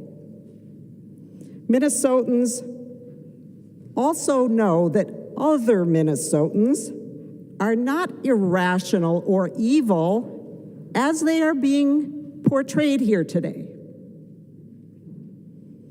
We have heard a lot of scare tactics today, a lot of inflammatory language, a lot of things that frankly are not real things. This is not how abortion care works. It is not. So when you hear this is what you're voting for, this is hogwash. This is not what this bill is about. These inflammatory portrayals are just not real. Now, it's important to say, and I don't think I've really heard it on this floor today, that abortions late in pregnancy are extremely rare. 2/3 of abortions occur within 8 weeks, 90% within 12 weeks, and only 1% occur after 21 weeks. And why is that? Why is that? You know, Minnesotans are being portrayed today as though they're frivolous, as though they don't care about what's going on, as though a person who has a fetus growing inside them just doesn't care. And that could not be further from the truth. Minnesotans know that other Minnesotans are thoughtful. Other Minnesotans care. Other Minnesotans have values. And that is the point here today. The point is that we need to trust Minnesotans when they have, especially in the very rare situation where someone feels the need to have an abortion late in pregnancy. That's because there's a very tragic and difficult situation that that person and family need to deal with. And when they're in that situation, they do not need any of us standing over their shoulder between them and their doctor, between them and their own advisors, their own family, their own religious advisors, if that's who they choose. They don't need us in the room to tell them whether their reason is a worthy reason. They don't need to be judged by us.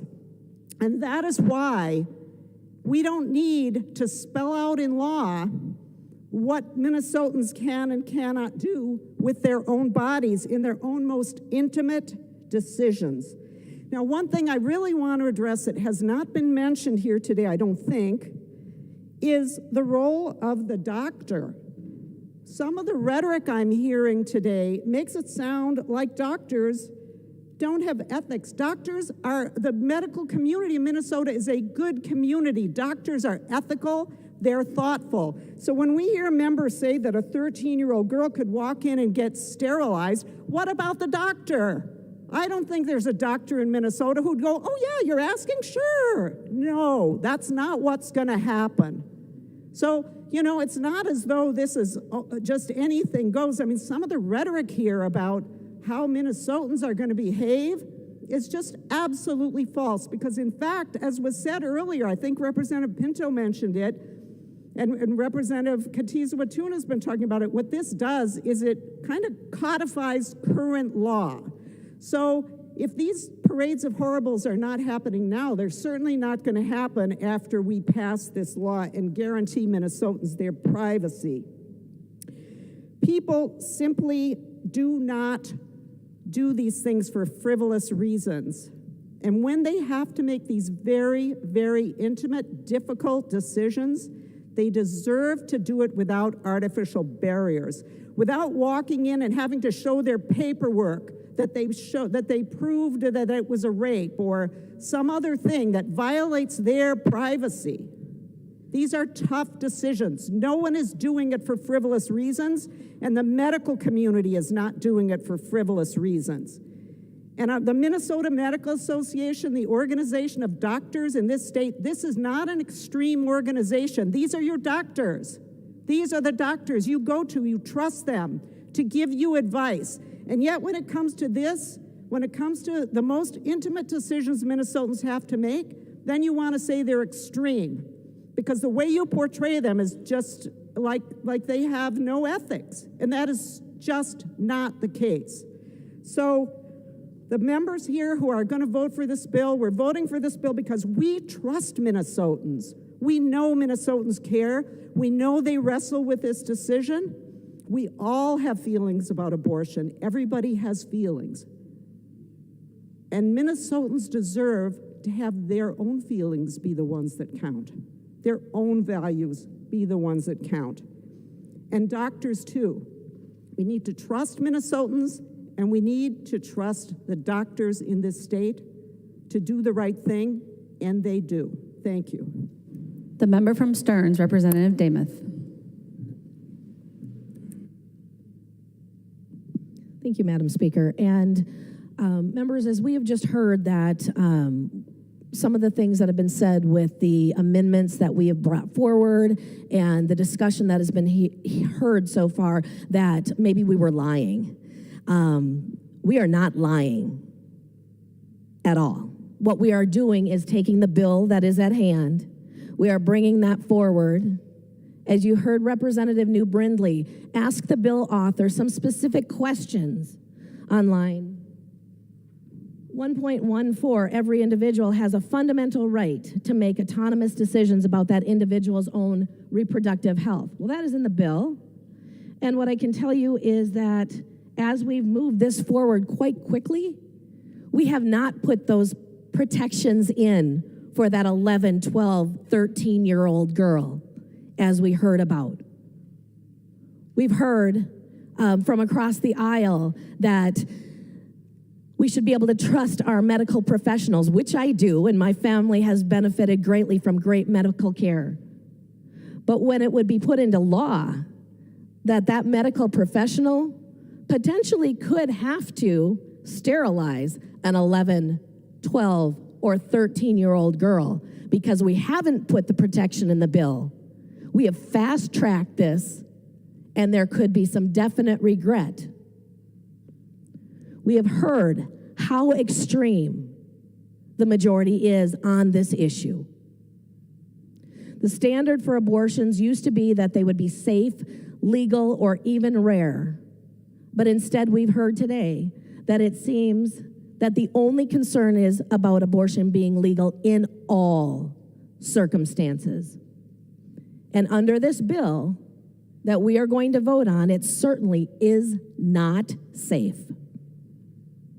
In fact, today the majority has gone out of their way to ensure that there are no health and safety guardrails. Instead, this bill makes sure that a woman could have an abortion anytime in her pregnancy, even when it poses serious health risks for the mother. And it doesn't even require those facilities, the abortion facilities, to be licensed.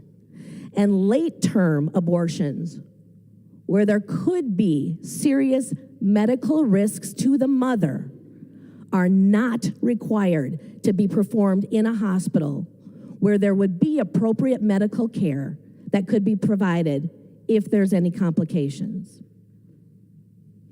In contrast today, you heard the offer of reasonable, common sense amendments that would protect women and children, but yet they were rejected. So if abortion is a medical procedure, as we've heard it defined, why would you not want to support requiring abortion facilities to be licensed and inspected? Requiring the abortion facilities to be licensed and regulated by the Department of Health is reasonable. It's a reasonable provision that would help ensure that the facilities are as safe as possible for women. And I want to thank Representative Wolgamont, Representative Liz Lagarde, and Representative Pulowski for joining us to vote against third trimester abortions. Thank you. But unfortunately, a vote on this bill doesn't provide any protection for third trimester abortions. They are high-risk procedures. We know that there is also viability outside the womb for that unborn child. So why would you not support banning this dangerous procedure, with the exceptions, of course, as we've talked about, in cases for rape, incest, or the health of the mother? We know the vast majority of Americans believe that there should be some guardrails, some restrictions in place for late-term abortions. And even worse yet, dilation and extraction, sometimes referred to as partial birth abortion, a term that is not well accepted, but it's what it is. It's a gruesome procedure. We've heard about it today. It's even difficult to talk about. And there's already federal laws that prohibit this. So why wouldn't we support broadly in banning it here in Minnesota? I believe this bill has gone too far. This is no longer about codifying the rights of abortion anymore. This actually puts the health and safety of women and children at risk. You know, when I think about it, you have to be 16 to be able to drive.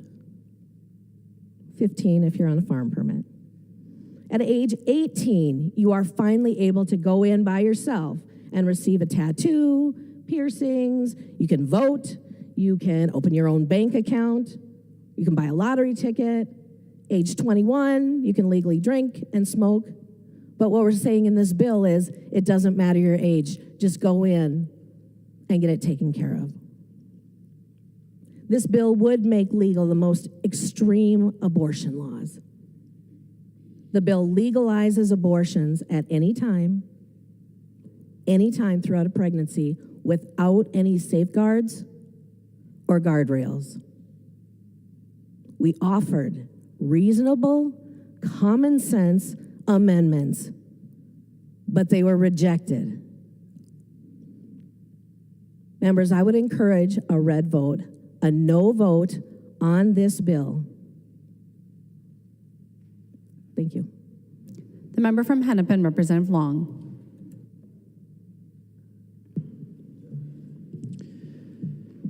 In overturning settled precedent establishing bodily autonomy that Americans had relied on for 50 years, Justice Alito said, "We do not pretend to know how our political system or society will respond to today's decision overturning Roe and Casey." Perhaps the Supreme Court has no interest in public opinion, but the public certainly has made clear its firm opposition to the Dobbs decision. Following the ruling, the public outcry against it has been loud, sustained, and definitive. Minnesotans organized, they activated, they mobilized. Thousands of Minnesotans marched to the Capitol, along with many here, to demand action and protection of their fundamental bodily autonomy, their liberty, their freedoms.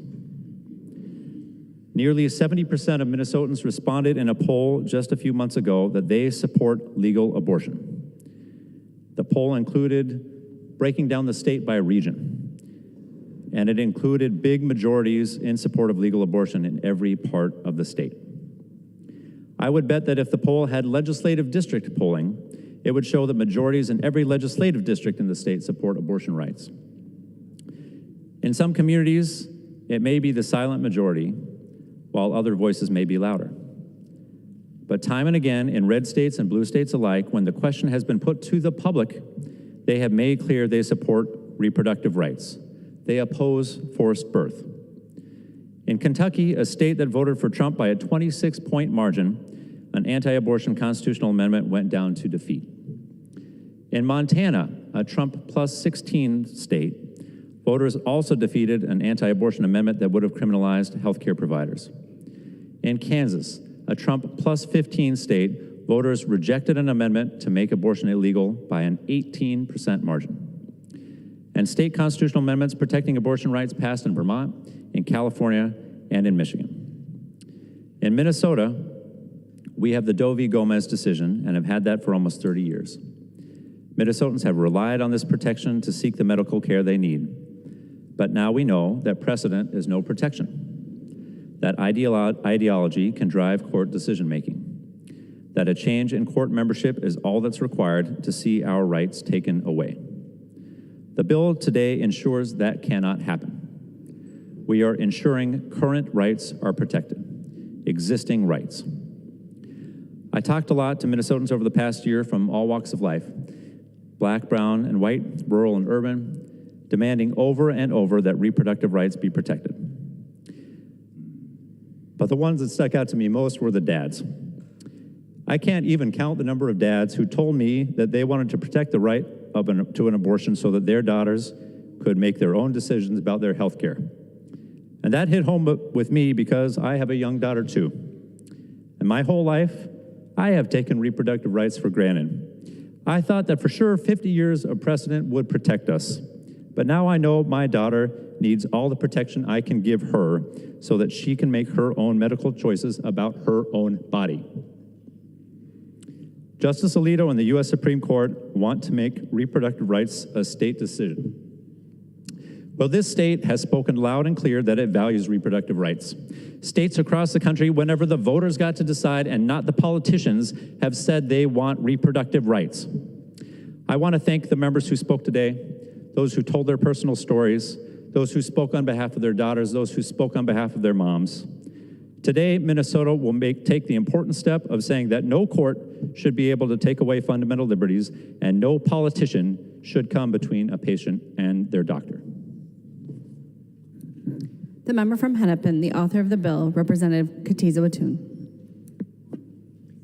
Thank you, Madam Speaker. And first off, I do want to express my gratitude to those of you who shared your personal stories of loss. And I'm sorry that you have those stories to share, but I appreciate you bringing your experience to this chamber today.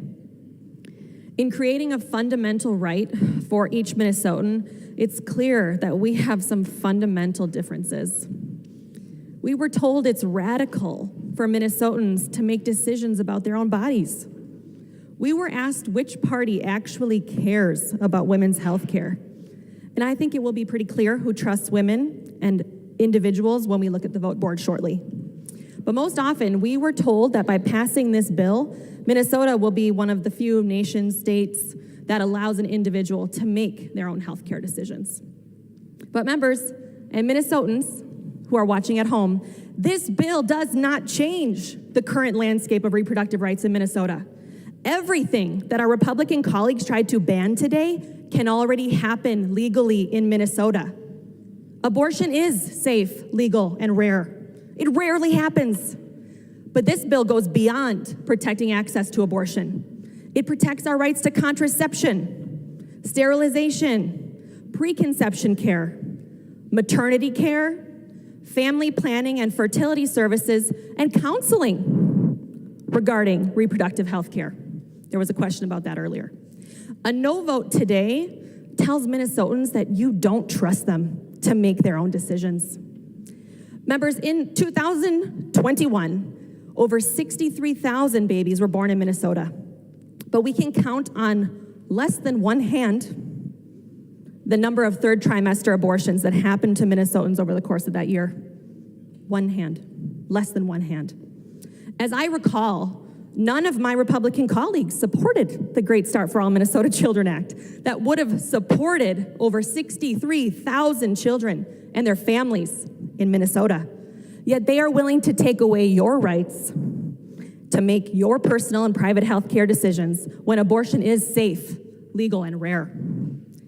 Consider, members, sitting down with a constituent who is sharing the story of their abortion the way that one of our colleagues tonight shared hers. Imagine your compassionate response. And now, imagine telling that constituent that you voted to take away their right to make that decision themselves. Make no mistake, while we have already seen an increase in patients coming to Minnesota because of bans in other states, this bill will not open any floodgates of Minnesotans seeking abortions at any point in pregnancy, because in Minnesota, they already have the constitutional right to do so, protected by Doe v. Gomez. Minnesotans saw what happened to Roe when anti-choice politicians appointed judges who tossed almost 50 years of legal precedent out the window after telling us that it was settled case law. Minnesotans are paying attention. Minnesotans want and deserve bodily autonomy and reproductive freedom for themselves and for their neighbors. And Minnesotans heard our colleagues across the aisle tonight call that freedom outrageous. Please join me in doing the work that the people sent us here to do and enshrine reproductive freedom into law for every person in Minnesota. Vote green. Madam Speaker, I request a call of the House. Representative Damuth requests a call of the House. Are there 10 hands? Seeing 10 hands, there will be a call of the House. The clerk will take the roll.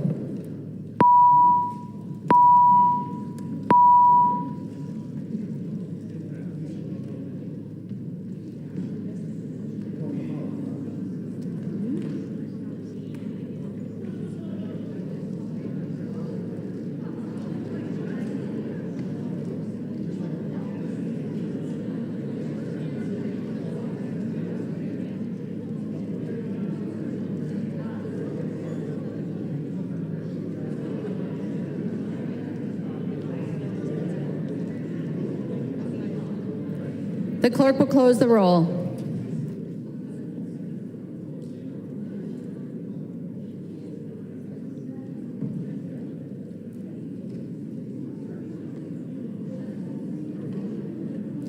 All members being present, the clerk will take the roll on the bill.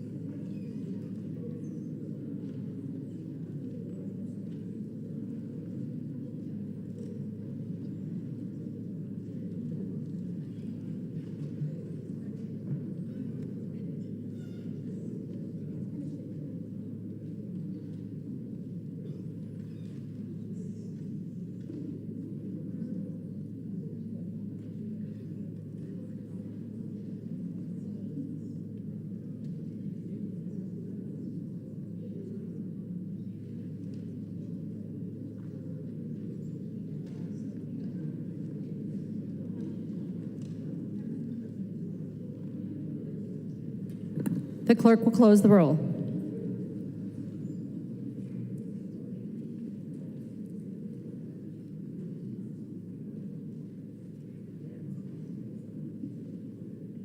There being 69 ayes and 65 nays, the bill is passed and its title agreed to.